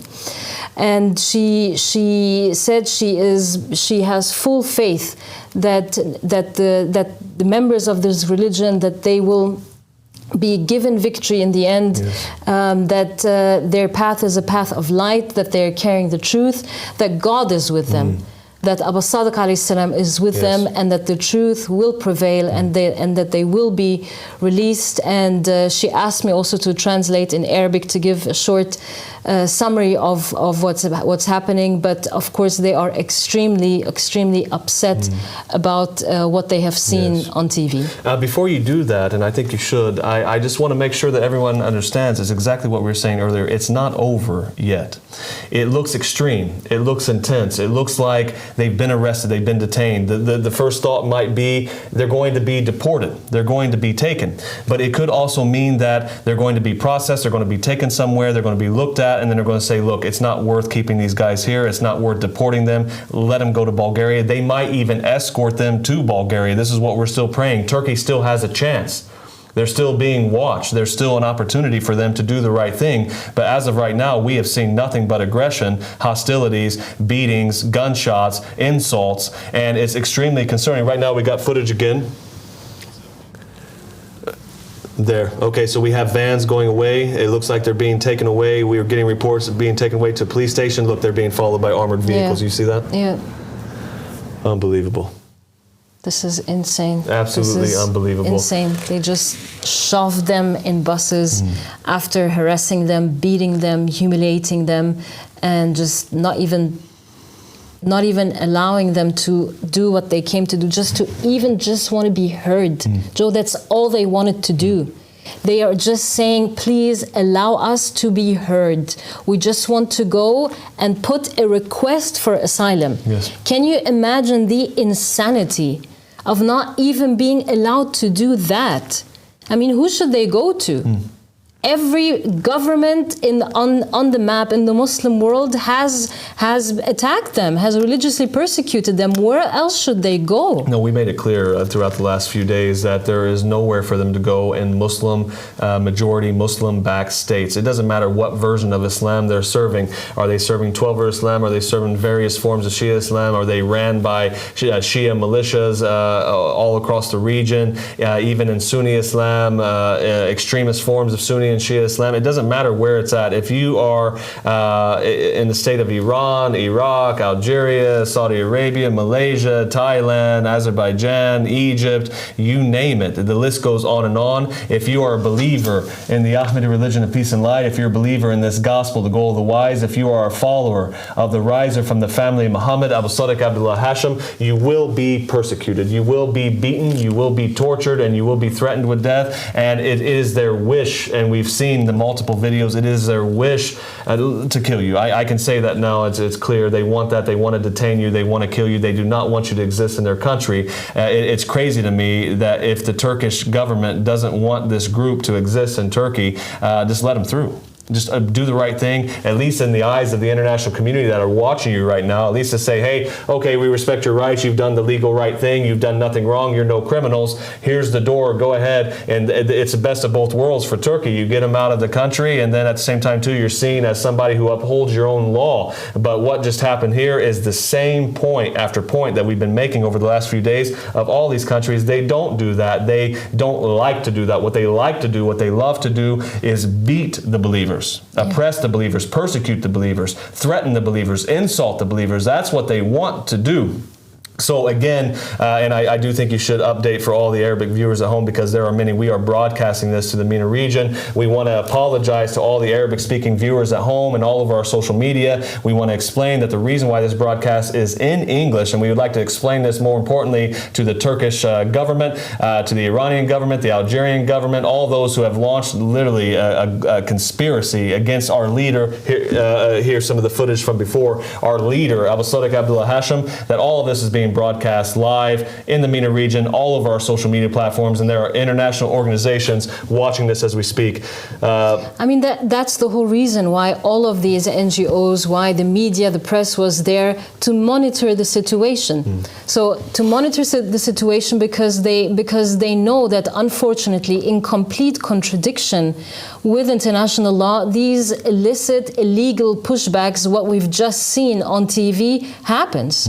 So they were concerned for and were mobilizing for their protection, and they've reached out to these authorities to protect them, and instead of protecting them, they just on TV, in front of all social media, everyone, the whole world to see, instead of protecting them, they beat them. They tramp them on kids and women and children and older men, people who are suffering from heart problems, people who have diabetes, people who have such huge medical issues, who've just been through trauma. And just drag them, after making them believe, after making them think that they will at least listen to them. This is the viciousness, Joe. This is the viciousness. Evil. They make them think that they will listen to them, that they will talk to them, and then within minutes you see like these men coming out, pushing them out, complete disregard of human rights, complete disregard of the children who are crying, complete disregard of the people who are on the floor, eyes are bleeding after being beaten, and just take them and shove them in the buses. Journalists from the UK being dragged, her phone taken, clearly wearing the press vest, clearly identifying herself as a British member of the press. They don't care. Displayed her press card. I'm a member of the international press. I'm here to document these people and their march for freedom. They literally laughed at that point, took phones, grabbed her arm, twisted her arm behind her, choked her, threw her on the bus with the believers of the Ahmadi religion of peace and light. For all of you joining us right now, is just shocking. The worst fear, the worst nightmare, worst case scenario that could have happened here just unfolded about 20 minutes ago. And we are going to stay live here monitoring this, but just to catch you up to speed, currently right now 103 members of the Ahmadi religion of peace and light, I think they said close to 15, 20 children that are currently, young children, infant children, 2, 3, 4, 5, 6, 7-year-old children, along with them, elderly, women, people with health conditions, have now been arrested and detained and beaten and insulted by the Turkish border police, watched with the oversight by the Turkish military. You saw there was 10, 15 soldiers that I could see just by video, armored vehicles, Humvees. Here we're showing some footages right now. This is when they were on the bus before they were taken off to the police station. There's the member of the press. There's the right there. Yeah.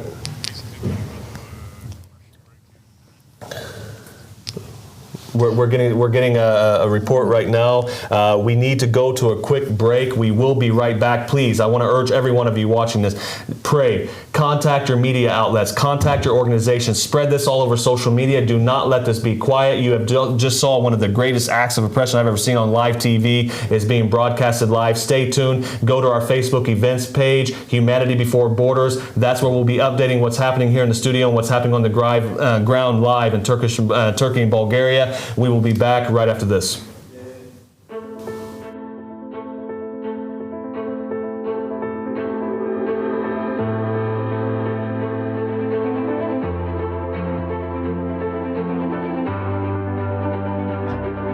Never were an oppressed people given their rights except by demanding them.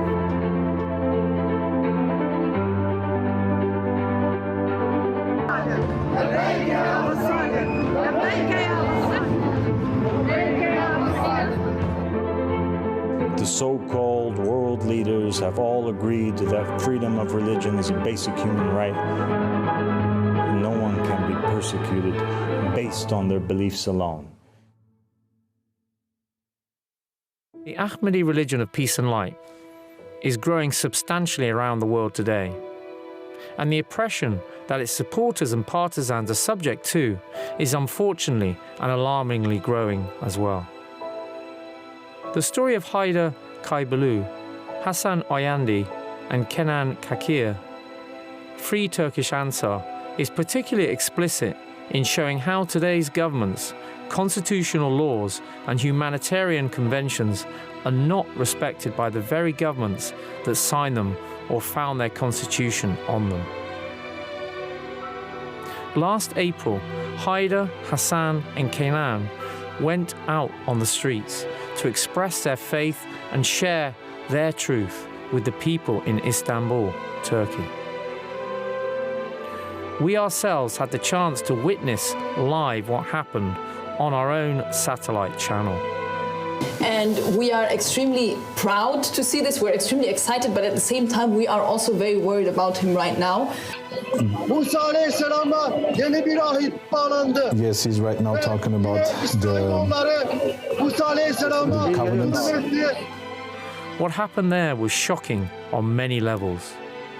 Most alarming was the swiftness with which the police force came to arrest them. Already somebody. We have security officers or police and undercover, because you have on these types of holidays, you have undercover police there, and you have already now two of them approaching Haydar and wanted to know what is going on. He just showed the ID.